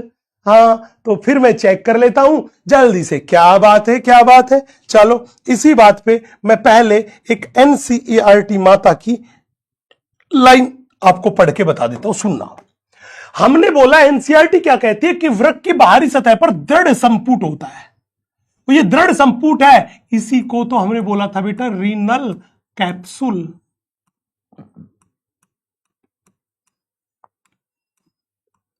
जो कि सुरक्षा प्रदान कर रहा था, है ना। किडनी के दो भाग हैं, बाहरी भाग को कोर्टेक्स, अंदर वाले मध्यांश को मेडुला कहते हैं। क्या कहते हैं? मेडुला। अब कह रहे हैं मेडुला कुछ शंकु आकार पिरामिड में बटा होता है जो कि चषकों में फैले रहते हैं। और चषक किसको बोलते हैं बेटा? आपको बता दूं, चषक बोलते कैलिक्स को। हमने बोला जो किसमें खुल रहे हैं, किसमें खुल रहे हैं? जो कि कैलिक्स में खुल रहे हैं। यस, ये लिख लेना इंग्लिश, क्योंकि चषक वर्ड तो भाई साहब दिमाग का अगरबत्ती बना देगा, है ना। बिल्कुल दिमाग का दही बन जाएगा और फिर तुम कहोगे कि अकेले ही चले थे जिंदगी का दही जमाने के लिए। तुम कहोगे कि अकेले ही चले थे जिंदगी का दही बनाने के लिए। रास्ते में बूंदियां मिलती गई और जिंदगी का रायता बन गया, रायता बन गया। अब मनमाए वहीं पे रायता तुम फैला लोगे, है ना। अब तुम रायता फैलाओगे और फिर समेटने में मुझे बहुत जोर पड़ेगा। इसीलिए मैं कह रहा हूं चषकों को बोलते हैं, कैलिक्स लिख लेना, फैले होते हैं। ये कह रहा वलकुट मध्यांश पिरामिड के बीच फैलकर वृक्क स्तंभ बनाते हैं। हमने बोला था कि वलकुट का स्तंभाकार भाग जो है वो वृक्क रीनल पिरामिड के बीच में फैला होता है और उसे बोलते हैं बर्तीनी के स्तंभ, उसे बोलते हैं बर्तीनी के स्तंभ। तो बर्तीनी के स्तंभ किसका भाग? कोर्टेक्स का भाग। और रीनल पिरामिड जो थे, रीनल पिरामिड जो थे वो किसका भाग? मेडुला का भाग। इतनी बात क्लियर है? जल्दी बताओ मेरे बच्चे, इतनी बात क्लियर है? इतनी बात क्लियर है? अगर इतनी बात क्लियर है तो बोलो एनसीईआरटी माता की जय हो, जय हो, जय हो, जय हो, जय हो, जय हो। अब मेरा ये बहुत प्यारा सा कॉन्सेप्ट क्लियर हुआ। अब मैं कुछ 4-5, अगर किसी ने बहुत अच्छे डाउट पूछ रखे होंगे, मतलब ठीक लेवल के, मैं उन डाउट को ले लेता हूं, है ना, फालतू के ज्ञान को नहीं, जो अच्छे डाउट होंगे मैं उन अच्छे डाउट्स पे। सर कैलिक्स अगर ना खुले तो क्या होगा? बेटा कैलिक्स तो छोटी छोटी नली ही है, वो हमेशा खुले होते हैं। कैलिक्स नहीं खुलते, ये कैलिक्स में खुलते हैं। अगर ये कैलिक्स में जाके नहीं खुलेंगे तो मूत्र आगे कहां से जाएगा? रास्ता तो बंद हो जाएगा ना मेरे लाडले। यस सर जी, अंतिम कसेरू का 13 है, आप 12 लिख रहे हो। अरे बेटा नॉर्मल इंसानों में वक्स में 12 ही कसेरू का होती है। जो एबनॉर्मल लोग होते हैं ना उनमें कुछ बात होगी, नॉर्मल में 12 ही होती है बेटा, है ना। तो दोबारा से अपने आप को इंप्रूव कर मेरे बच्चे, है ना। 12 ही होती है, जो 12 लिखा वो एकदम सही लिखा है मेरे बेटा, 12 ही होती है। वक्स में 12 होती है ना, तूने कहां से 13 पढ़ लिया यार? बायोलॉजी बदल रही। बिल्कुल शॉर्ट नोट्स तो बनाने जरूरी है, वो तो एग्जाम के लास्ट टाइम में काम आते हैं, है ना। बिल्कुल, thank you, thank you, thank you. Kidney का 3D डायग्राम मैं अपने आप दिखा दूंगा, कोई चिंता नहीं। सर शॉर्ट नोट्स कैसे बनाते हैं, बिल्कुल बात करेंगे आगे। यस, शायरी सुना दो। बर्टीनी के स्तंभ डायग्राम में तो स्तंभाकार दिख रहे हैं, तो रीनल पिरामिड के बीच की खाली जगह। अरे बेटा हाँ, वो रीनल पिरामिड के बीच की ही खाली जगह है। हाँ जी, रीनल पिरामिड के बीच की ही खाली जगह है, जो कि बहुत लंबी सी स्तंभाकार दिखाई देती है। बिल्कुल सही कह रहा है तू, यस एकदम सही बात है, एकदम मस्त समझ में आ गया। किडनी स्टोन कैसे होता है विनीत, आगे करेंगे बेटा किडनी स्टोन। चलो ठीक है, मोटे मोटे जो डाउट थे वो हमने डिस्कस कर लिए। किडनी स्टोन आगे आएगा बेटा, जब बीमारियां बताएंगे ना तब हम बात करेंगे किडनी में स्टोन कैसे बनता है, क्या गड़बड़ घोटाला है। शाबाश, बहुत अच्छा। कई सारे लोगों ने बहुत खूबसूरत बहुत अच्छे डाउट पूछे, लेकिन जिस भाई ने वो 13 बोला था, बेटा 12 ही होती है, जो आपने नोट कर रखा हो पहले गलत कर रखा है ना। वक्स में केवल 12 ही कसेरू का होती है ना। अगर तू 13 करा देगा तो कसेरू दंड में तो रीढ़ की हड्डी में तो कसेरुकाओं की संख्या बढ़ जाएगी ना मेरे दोस्त, है ना। तो वो फिक्स होती 12, उसमें कोई गड़बड़ नहीं होती। ठीक है, चलो अब हम थोड़ा सा आगे चलते हैं और एक नए पोर्शन के बारे में बात करते हैं। और वो नया पोर्शन कोई और नहीं, वही तो है मेरे पास, नेफ्रॉन। यस, एक नए पोर्शन के बारे में आपसे बात शुरू करते हैं। वो बात करते हैं नेफ्रॉन के बारे में, वो बात करते हैं आपसे नेफ्रॉन नेफ्रॉन नेफ्रॉन नेफ्रॉन के बारे में। तो अब बता दो, are you ready and how is the जोश? जल्दी मुझे बताओ, फिर मैं नेफ्रॉन को पूरे को निचोड़ता हूं और आपको बताता हूं। जल्दी बताओ,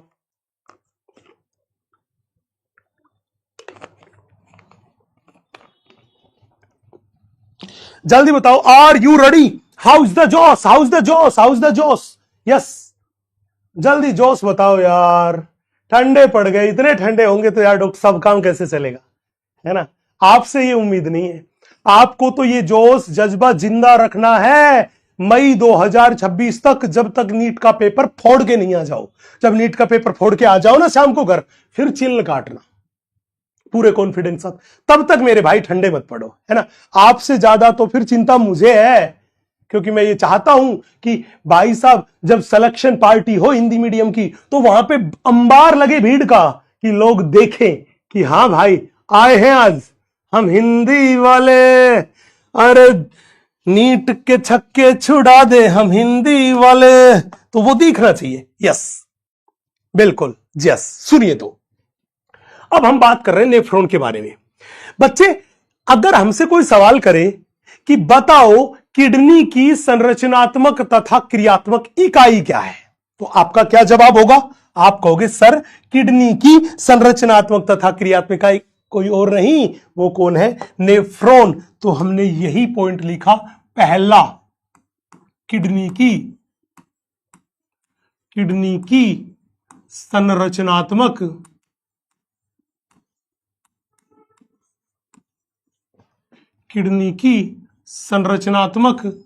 तथा क्रियात्मक इकाई है।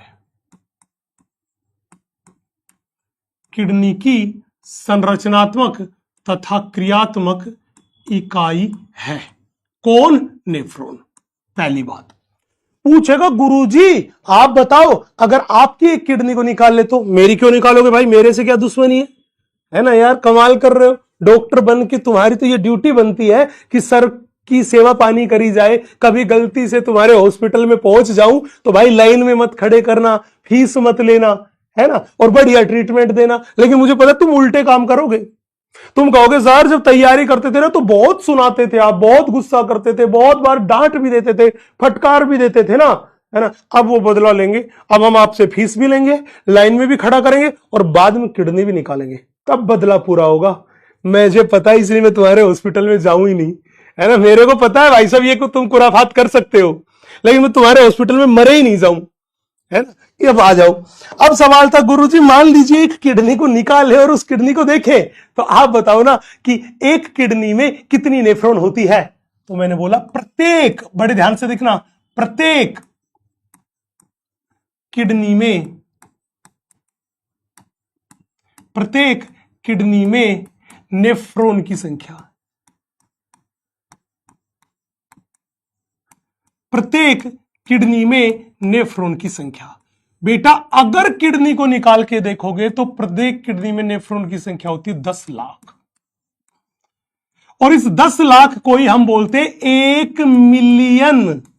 यस, 1 मिलियन या 10 लाख नेफ्रॉन एक किडनी में होती है। एक किडनी में नेफ्रॉन होती है, वो होती है 10 लाख या 1 मिलियन। एक किडनी में नेफ्रॉन कितनी होती है? 10 लाख या 1 मिलियन। बोला गुरुजी ठीक है। अब बोला गुरुजी देखो, किडनी में से एक नेफ्रॉन निकाले और फिर उसका अध्ययन करते हैं। चलो भाई, हमने क्या काम किया? किडनी में से एक नेफ्रॉन को निकाला और निकाल के उस नेफ्रॉन का अध्ययन शुरू किया। जब नेफ्रॉन का अध्ययन शुरू किया तो पता चला कि नेफ्रॉन जो होती है उसके 2 भाग। एक नेफ्रॉन के कितने भाग? 2 भाग। नेफ्रॉन का जो पहला भाग है उसे बोलते हैं ग्लोमेरुलस।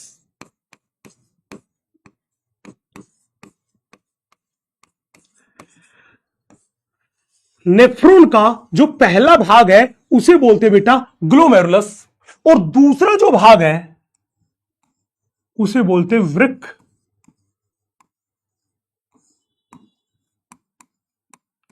नलिका। वृक्क नलिकाएं, या उसी को इंग्लिश में बोल देते हैं रीनल ट्यूब्यूल्स। दूसरा भाग जो है उसे बोलते हैं वृक्क नलिकाएं या रीनल ट्यूब्यूल्स। वृक्क नलिकाएं या रीनल ट्यूब्यूल्स। यस, बोला सर, बड़े ध्यान से देखना। अब पूछेगा गुरुजी सबसे पहले आप हमें यह बताओ ये ग्लोमेरुलस है क्या? अरे ग्लोमेरुलस बोले तो गुच्छा, ग्लोमेरुलस बोले तो गुच्छा। बोला गुरुजी किसका गुच्छा, किसका गुच्छा, किसका गुच्छा? हमने बोला कि रक्त केशिकाओं का, ब्लड कैपिलरी का गुच्छा। तो ये रक्त केशिकाओं का मान लीजिए गुच्छा है, और ये प्याले जैसी संरचना, नीचे वाला हाथ किसकी? प्याले जैसी संरचना, और इस प्याले जैसी संरचना में ये मेरी बंद मुट्ठी है, ये रक्त केशिकाओं का गुच्छा है। ये रक्त केशिकाओं का गुच्छा है जो इस प्याले नुमा संरचना से घिरा हुआ है। किससे घिरा हुआ है? प्याले नुमा संरचनाओं से घिरा हुआ है। पूछेगा अच्छा, हमने कहा हाँ। तो जब भी पहली बात पूछे कि ग्लोमेरुलस क्या है, तो हमने बोला ये रक्त केशिकाओं, ये रक्त केशिकाओं का गुच्छा है। ये रक्त केशिकाओं का गुच्छा है। कौन? ग्लोमेरुलस। पूछेगा गुरुजी ये रक्त केशिकाओं का गुच्छा है ग्लोमेरुलस, ये किससे घिरा होता है? इस प्याले नुमा संरचना से। और ये प्याले जैसी, ये कप के जैसी संरचना को क्या बोलते हैं? इसे बोलते हैं बोमन कैप्सूल। क्या बोलते हैं? बोमन सॉरी, इसको बोलते हैं बोमन कैप्सूल। क्या बोलते हैं? Bowman capsule. ये प्याले जैसी संरचना को बोलते हैं बोमन कैप्सूल। तो हमने बोला ये बोमेन कैप्सूल से घिरा होता है।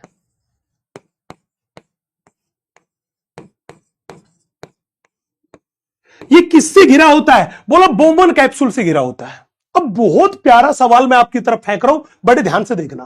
पूछेगा गुरुजी एक बात बता दो। हमने कहा पूछ छोरे मेरे लाडले। बोला सर आपने ये तो बता दिया कि ग्लोमेरुलस में गैप और गुच्छा है, किसका है? रक्त केशिकाओं का। और किससे घिरा रहता है? इस प्याले नुमा संरचना से, जिसका नाम है बोमन कैप्सूल। इस बोमन कैप्सूल से घिरा रहता है। लेकिन ये तो बताओ ये केशिका है, ये है किसकी? बेटा अपने पास नेफ्रॉन में रक्त लेके आती है, वो आती है अभिवाही धमनी का। क्या आती है? अभिवाही धमनी का। तो ध्यान रखना इस ग्लोमेरुलस का निर्माण अभिवाही धमनिका की केशिकाओं से बनता है। तो ये जो गुच्छा है केशिकाओं का, ये किससे बनता है? अभिवाही धमनिकाओं की केशिका से बनता है। तो हमने बोला ये अभिवाही धमनिका की केशिकाओं से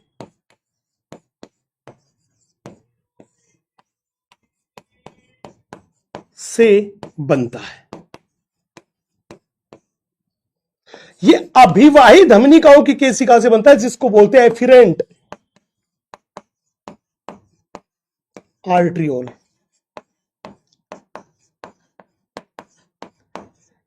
इन अभिवाही धमनिकाओं की केशिकाओं को क्या बोलते हैं? ये अभिवाही धमनिका, इसको बोलते हैं एफिरेंट आर्ट्रियोल। इस एफिरेंट आर्ट्रियोल की जो ब्लड कैपिलरी है, उससे क्या बनता है? ग्लोमेरुलस बनता है। अब थोड़ी देर में मैं इसका डायग्राम बनाऊंगा, फिर अपन और डिटेल में बात करेंगे कैसे बना, क्या कहानी हुई, क्या थी। लेकिन अभी केवल इतना सा पॉइंट याद रखना, ये एक बेसिक बात मैं आपको बता रहा हूं। बोला गुरुजी ठीक है, अगली कहानी देखना। वो कहेगा गुरुजी वृक्क नलिकाओं के बारे में बताओ। बेटा अब जब भी पूछे वृक्क नलिकाओं में किस किस को शामिल किया गया है? बेटा वृक्क नलिकाओं में हमने टोटल मिला के इन 4 चीजों को शामिल किया गया है। सबसे पहला मेरे पास बोमेन कैप्सूल,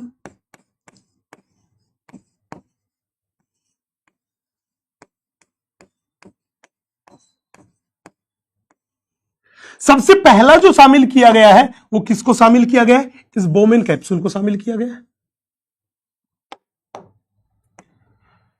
दूसरे नंबर पे जो शामिल किया गया है वो शामिल किया गया है समीपस्थ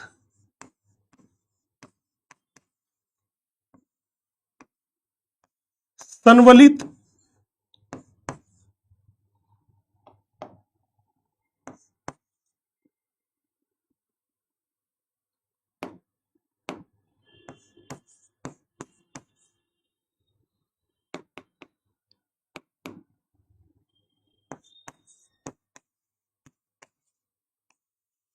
नलिका। इसी को अपन बोलते बेटा पीसीटी। नाम सुना होगा आपने, पीसीटी पैरोक्सिमल कॉन्वोल्यूटेड ट्यूब्यूल। नाम सुना होगा आपने, पैरोक्सिमल कॉन्वोल्यूटेड ट्यूब्यूल। नाम सुना होगा आपने, पैरोक्सिमल कॉन्वोल्यूटेड ट्यूब्यूल। नाम सुना होगा आपने। समीपस्थ संवलित नलिका, नाम सुना होगा PCT, that is proximal convoluted tubule. फिर क्या है? फिर इसमें आता है हेनले का लूप,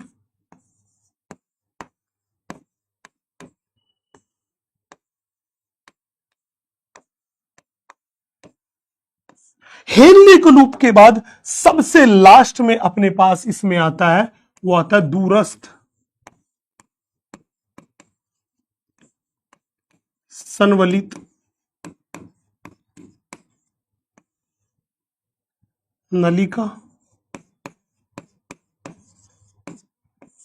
इसी को बोलते हैं डीसीटी। बेटा मोटे मोटे ये चार नाम आपको पक्का पक्का ही याद रखने हैं। ये चारों ही है जिनको अपन बोलते हैं वृक्क नलिकाएं, दैट इज रीनल ट्यूब्यूल्स। ये चारों के चारों ही मेरे पास रीनल ट्यूब्यूल्स है। अब इनके बारे में एक एक करके बात करते हैं। सबसे पहले हम आपसे बात करते हैं, वो बात करते हैं किसके बारे में? सबसे पहले मेरे बच्चे बात शुरू करते हैं बोमन कैप्सूल के बारे में। ये बोमन कैप्सूल जो था, मैंने बोला ये प्याले नुमा संरचना थी जिसमें कितनी झिल्लियां थी? 2 झिल्लियां पाई जाती है। ये दोहरी झिल्ली युक्त संरचना है। इसमें कितनी झिल्लियां? हमने बोला टोटल मिला के 2 झिल्लियां हैं। और कैसी दिखाई देती है? प्याले नुमा दिखाई देती है। तो हमने बोला पहली बात, दोहरी झिल्ली युक्त संरचना।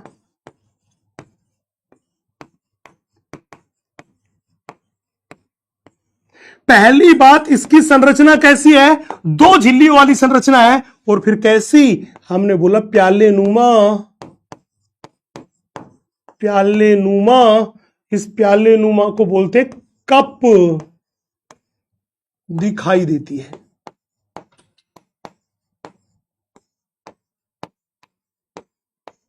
ये कप की जैसी, बिल्कुल प्याले की जैसी दिखाई देती है। ये एकदम कप की जैसी, प्याले की जैसी दिखाई देती है। बिल्कुल एनसीईआरटी की लाइन है। हिंदी में प्याले नुमा लिखा है और इंग्लिश में कप के जैसी दिखाई दे रही है। बोला सर ठीक है। फिर अपने पास है समीपस्थ कुंडलित नलिका। बेटा इस समीपस्थ कुंडलित नलिका की क्या खास बात है? याद करो, जब हमने ऊतक वाला चैप्टर पढ़ा था तो हमने कहा था कि नेफ्रॉन की पीसीटी में पाई जाती है ब्रश बॉर्डर्ड घनाकार उपकला। ब्रश बॉर्डर्ड और कैसी? घनाकार उपकला। और अगर ब्रश बॉर्डर्ड उपकला थी तो बताओ मुक्त सतह पर सूक्ष्मांकुर माइक्रोविलाई होंगे कि नहीं होंगे? होंगे कि नहीं होंगे? होंगे कि नहीं होंगे? जल्दी बताओ, मुक्त सतह पर माइक्रोविलाई होंगे कि नहीं होंगे? मुक्त सतह पर माइक्रोविलाई होंगे कि नहीं होंगे? जल्दी बताओ। मुक्त सतह पर माइक्रोविलाई होंगे कि नहीं होंगे? बिल्कुल होंगे। तो हमने यही बात कही कि यहां पर सूक्ष्म अंकुर, यहां पर सूक्ष्म अंकुर जो है वो क्या होते हैं मेरे बच्चे? उपस्थित। माइक्रोविलाई क्या होते हैं? उपस्थित। और जहां माइक्रोविलाई होंगे वहां अवशोषण भी सबसे ज्यादा होगा। तो ये सीधी बात कान खोल के सुन लो, जब भी कहे कि नेफ्रॉन के किस भाग में सर्वाधिक पुनः अवशोषण होता है तो उसका नाम है समीपस्थ कुंडलित नलिका। तो मैंने बोला आता है सर्वाधिक, आता है सर्वाधिक पुनः अवशोषण,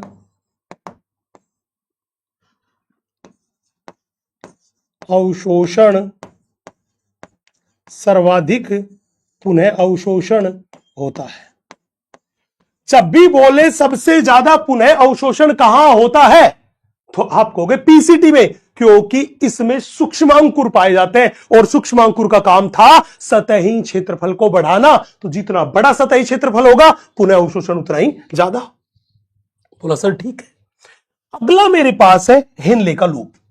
सवाल कहेगा गुरुजी इस हेनले के लूप की संरचना कैसी है? बेटा हेनले का लूप जो सिर में लड़कियां क्लिप लगाती है ना, जिसको हमारे हरियाणवी लैंग्वेज में तो चिमटी बोलते हैं, चिमटी लगाते हैं, हेयर पिन, सिर में जो क्लिप लगाती है हेयर पिन, दैट इज हमारे यहां बोलते हैं उसको चिमटी। तो एग्जैक्टली में इसकी हेयर पिन, हेयर पिन के समान संरचना।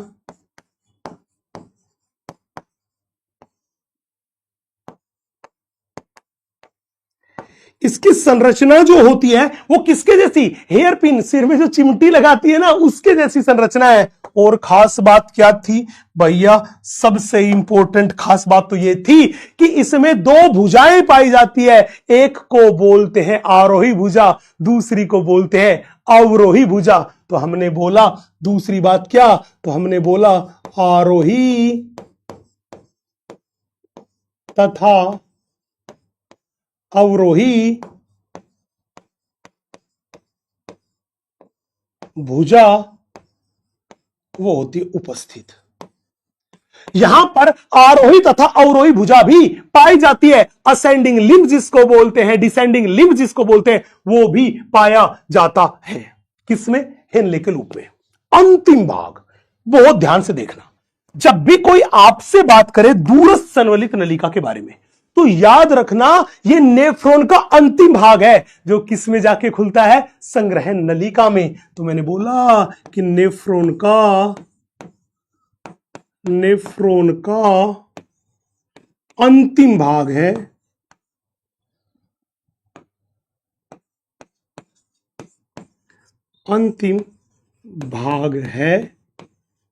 जो संग्रहण नलिका में खुलता है।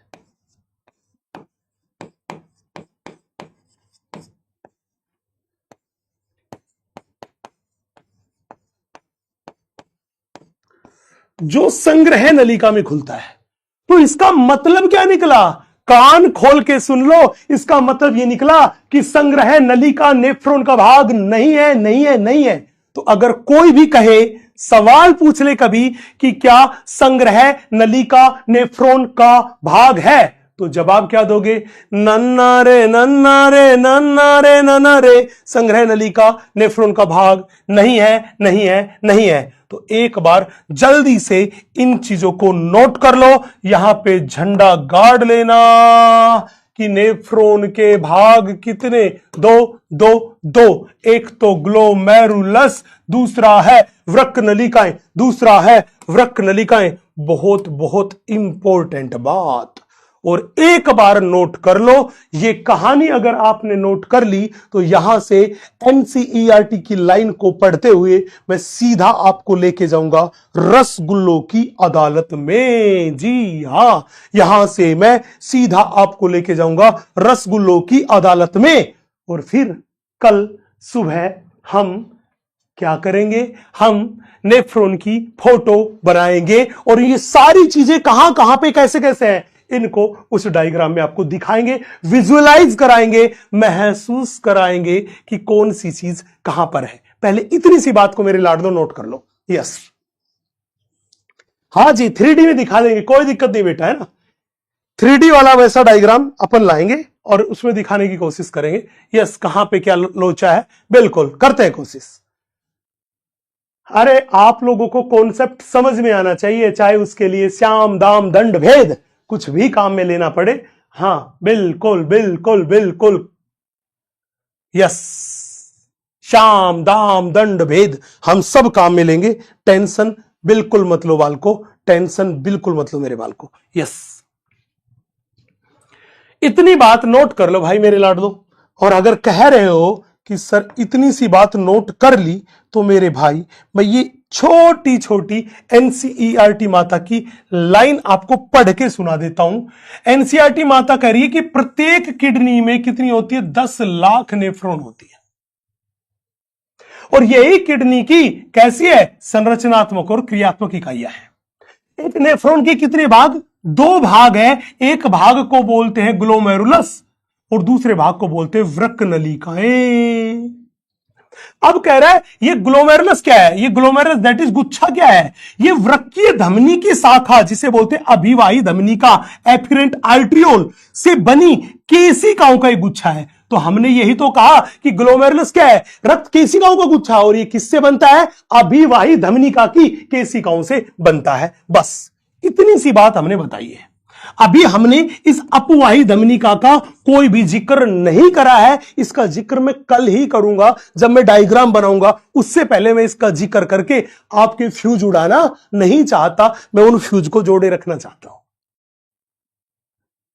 ठीक है मेरे भाई, अब बड़े ध्यान से देखना।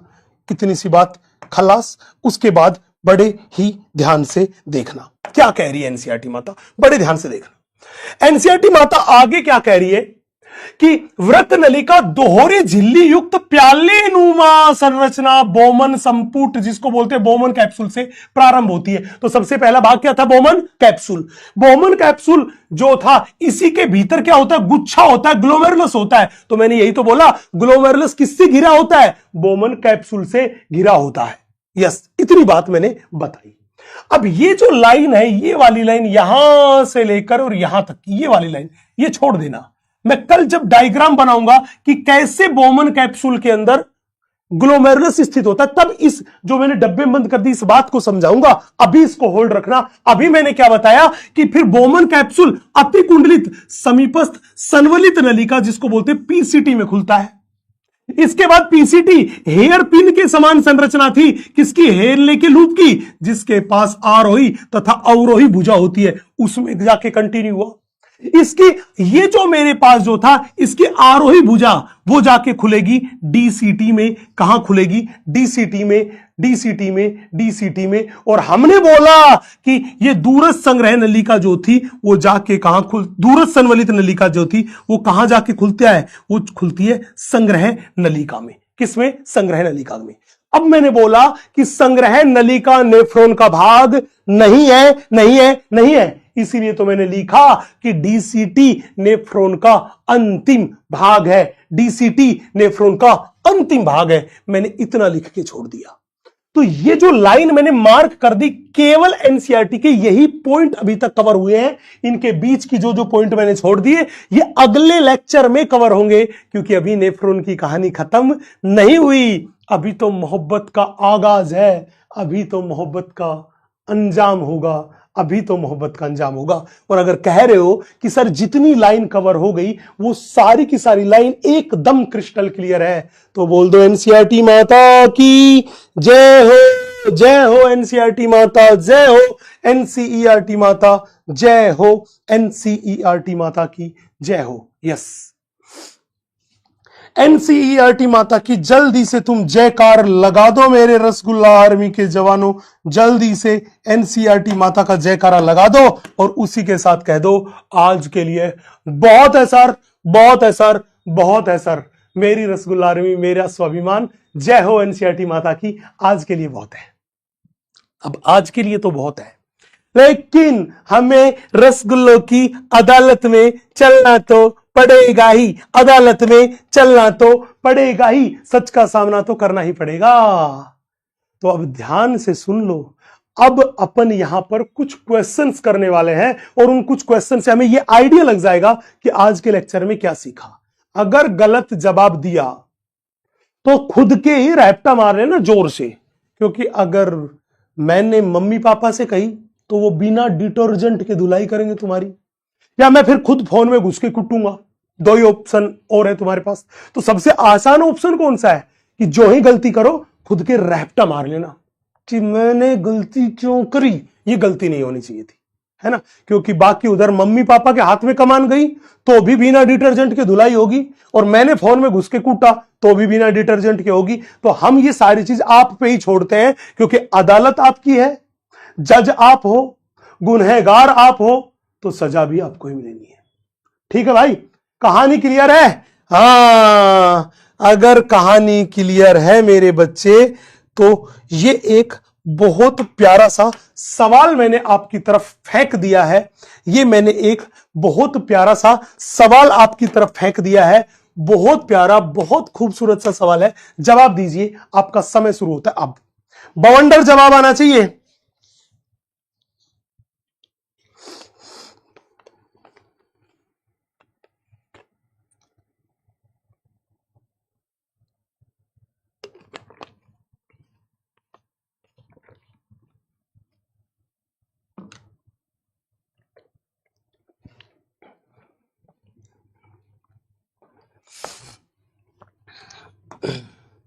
यस,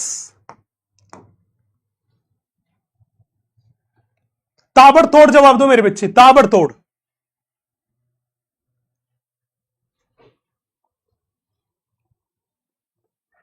बहुत प्यारा सवाल, बहुत खूबसूरत सवाल, बहुत प्यारा सवाल। नोटबुक खोल के जवाब दोगे तो भी फोड़ दोगे यार।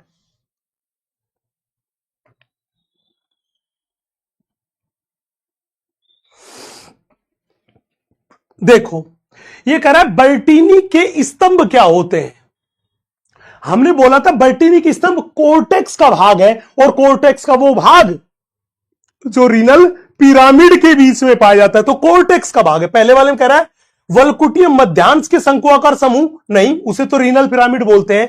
ये कह रहा है मेडुला कोर्टेक्स के बीच विस्तारित, गलत बात। ये मेडुला नहीं, ये कोर्टेक्स है जो कि renal pyramid that is medulla के बीच विस्तारित है। तो मेडुला के पिरामिड के बीच कोर्टेक्स का विस्तार, हां ये बात सही है। मूत्र नलिका का चौड़ा कीपाकार अवकाश, अरे उसे तो रीनल पेल्विस बोलते हैं, गलत बात है। तो आंसर कौन सा गया? Third third third. देखना भैया, ये जिनकी भी सिल्ली मिस्टेक हुई है, सिल्ला मिस्टेक हुई है, रिलैक्स हो, हवाई चप्पल से कूटूंगा, नहीं तो पहले रैप्टा मार लेना, एक्सक्यूज नहीं सुनूंगा। क्योंकि किसने कहा था इतनी जल्दबाजी करने के लिए? तुम्हारी कौन सी फ्लाइट छूट के जा रही थी भैया?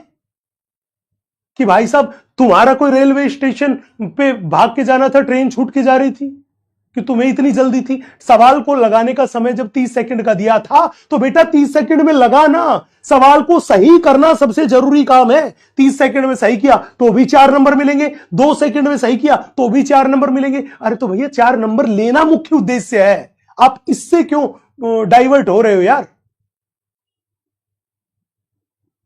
इतनी जल्दबाजी मचा रखी है। बहुत बहुत जल्दी लगाओ, जल्दी लगाओ। सवाल को पढ़ना नहीं, लैंग्वेज को पढ़ना नहीं, कैसे काम चलेगा भाई? इतनी जल्दबाजी क्यों? उसके बाद क्या दीपिका पादुकोण का फोन आएगा तुम्हारे पास जो इतनी जल्दी मचा रखी?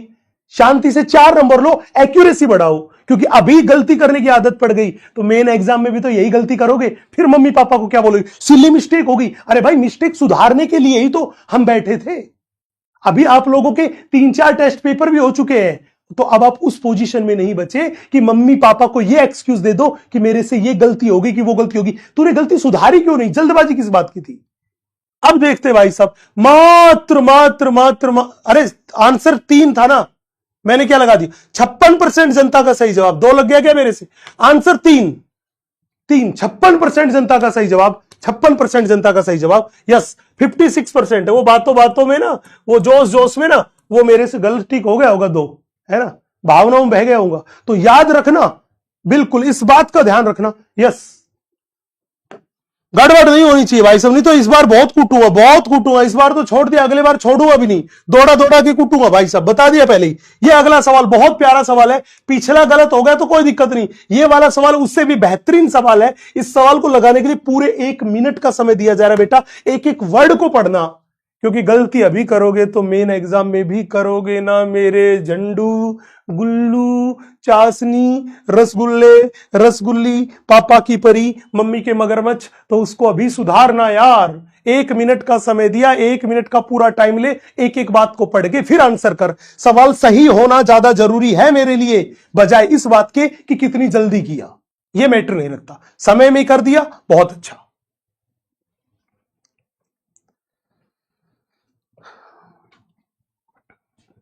जल्दी लगाइए। आज जो पढ़ा है उन्हीं से रिलेटेड सवाल लेके आए बेटा, बिल्कुल एनसीईआरटी की लाइन टू लाइन यार।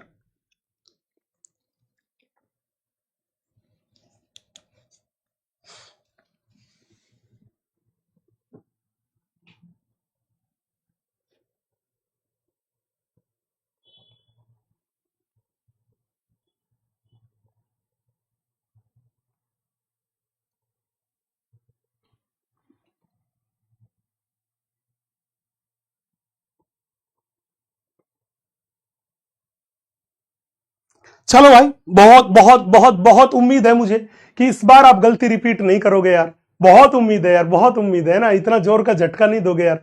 अब तुम ही हमारी भाई साहब बेइज्जती कराने पे उतर आए तो फिर मैं इज्जत की उम्मीद किससे करूंगा?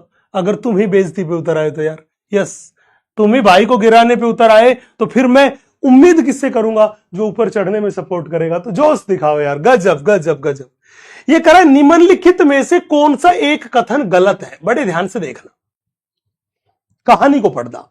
ये कह रहा है वृक्क के मेडुलरी क्षेत्र में कुछ एक शंकु रूपी सन्निहितियों में बटा होता है, शंकु रूपी पिरामिड में बटा होता है, जिन्हें मेडुलरी पिरामिड कहते हैं, जो कैलिक्सों के भीतर प्रक्षेपित होते हैं। हां, जो कैलिक्स में जाके खुलते हैं। बिल्कुल बिल्कुल एकदम सही बात है। यह कह रहा है वृक्क के भीतर कोर्टिकल क्षेत्र वृक्क पेल्विस के रूप में मेडुलरी पिरामिड के बीच बीच में फैले होते। गलत बात है। रीनल पेल्विस वृक्क पेल्विस से नहीं फैला होता, जो फैला होता है वो है बर्तीनी के स्तंभ। ये बात गलत है। ये कह रहा है ग्लोमेरुलस और बोमन संपुट मिलकर वृक्क कणिका रीनल कॉर्पुसेल्स बनाते हैं। बिल्कुल सही बात है। ये मैं अगले लेक्चर में बताऊंगा। ये बात भी एकदम सही बात है, ये अगले लेक्चर में बताऊंगा। बस इन 2 पॉइंट से आपका सवाल यहीं पे हो गया था कि आंसर तो 2 जाएगा, आंसर तो 2 जाएगा। ये कार्यक्रम यहीं पर हो गया था, आंसर तो 2 जाएगा, 2 जाएगा, 2 जाएगा। और भाई साहब 54% जनता ने सही जवाब दिया। और मैं ये मान रहा हूं ये जवाब पिछले बार के कंपैरिजन में बहुत बेहतर जवाब है, क्योंकि इतने लंबे चौड़े पैराग्राफ दिए थे और उनमें ये 2 ऑप्शन ऐसे थे जिनके बारे में आप लोगों को कम पता था, फिर भी आपने जबरदस्त जवाब दिया। तो मैं आपका सोचने का जो तरीका था कि इन दोनों में ही गलत आंसर मिल गया, तो 4 में से गलत तो 1 होगा, वो गलत ढूंढ लिया आपने। इस अप्रोच से काम किया, गजब यार। इस बार थोड़ा सा सेटिस्फैक्टरी लगा मेरे को। चलिए, इस सवाल को अगले लेक्चर में दोबारा भी करने वाले हम, ये भी मैं बात बता देता हूं। चलो, इसी बात पे ये नया सवाल लगाइए। इस नए सवाल को मैं थोड़ा सा मॉडिफाई कर देता हूं ताकि आप लोगों के लिए ये आसान हो जाए, आसान हो जाए, आसान हो जाए।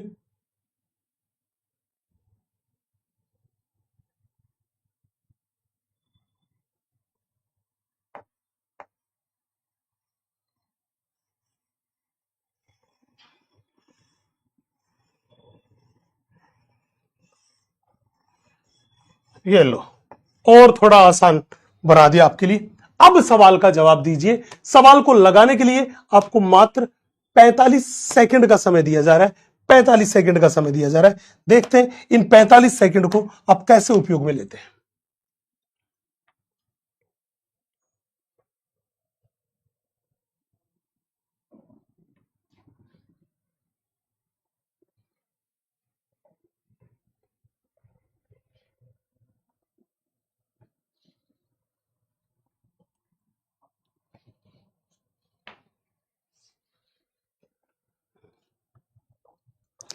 बेटा, बायोलॉजी का क्वेश्चन है वो सबसे फास्ट होना चाहिए, है ना।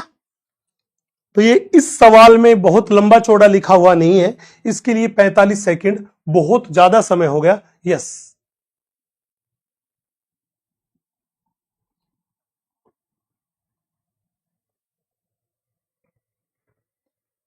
जल्दी से जवाब दीजिए।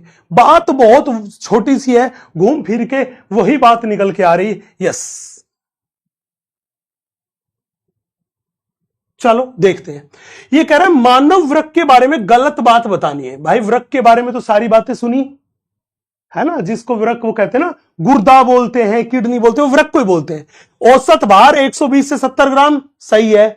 वृक्क अंतिम वक्षीय कशेरुका, अंतिम वक्षीय कशेरुका कौन सी, T12, और तृतीय कटेरी कशेरुका L3 के स्तर पर उदर गुहा की पृष्ठीय आंतरिक भित्ति के निकट स्थित होते हैं। बिल्कुल सही बात है। वृक्क का वल्कुट कुछ शंकुआकार समूहों में विभाजित होता है, जिन्हें मेडुलरी पिरामिड कहते हैं। अरे नहीं, मेडुलरी पिरामिड जो था उसमें तो मेडुला से बनता है। यस, गलत बात है। वृक्क लाल भूरे सेम के आकार की संरचना है। बिल्कुल सही बात है। तो पूछेगा बताओ गलत बात कौन सी। हमने बोला थर्ड वाली बात एकदम गलत बात है। थर्ड वाली बात एकदम गलत बात, एकदम गलत बात। Oh my God, oh my God, oh my God, third वाली बात गलत है। लेकिन 53% जनता ने नहीं पता क्यों सेकंड वाली को गलत बोल दिया, मुझे खुद समझ नहीं आ रहा।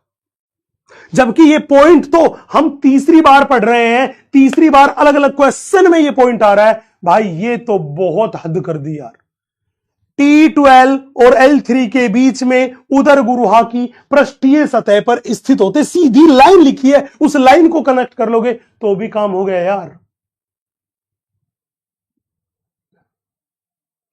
केवल 40% जनता ने सही जवाब दिया, 53% जनता ने गलत कर दिया। नहीं पता क्यों गलत किया उनके। तो जल्दी से तुम तो रैप्टा नहीं, चप्पल उठा के मुंह पे मारो 2-3, तब काम चलेगा। और अगर गलती पकड़ में आ गई तो एक बार स्क्रीन पे आग तो लगा दो यार, और तो मैं क्या ही करूं यार।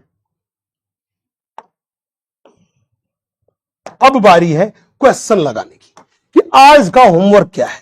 बेटा होमवर्क मैं जो दे रहा हूं आपको वो इस मॉड्यूल से दे रहा हूं। देखिए ये हमारा यकीन का मॉड्यूल है। इस मॉड्यूल में खूब सारे क्वेश्चंस दिए गए हैं। आप बड़े इत्मीनान से एक्सरसाइज के क्वेश्चन लगाइएगा, बेहद मजा आने वाला है क्वेश्चंस को लगाने में। यस,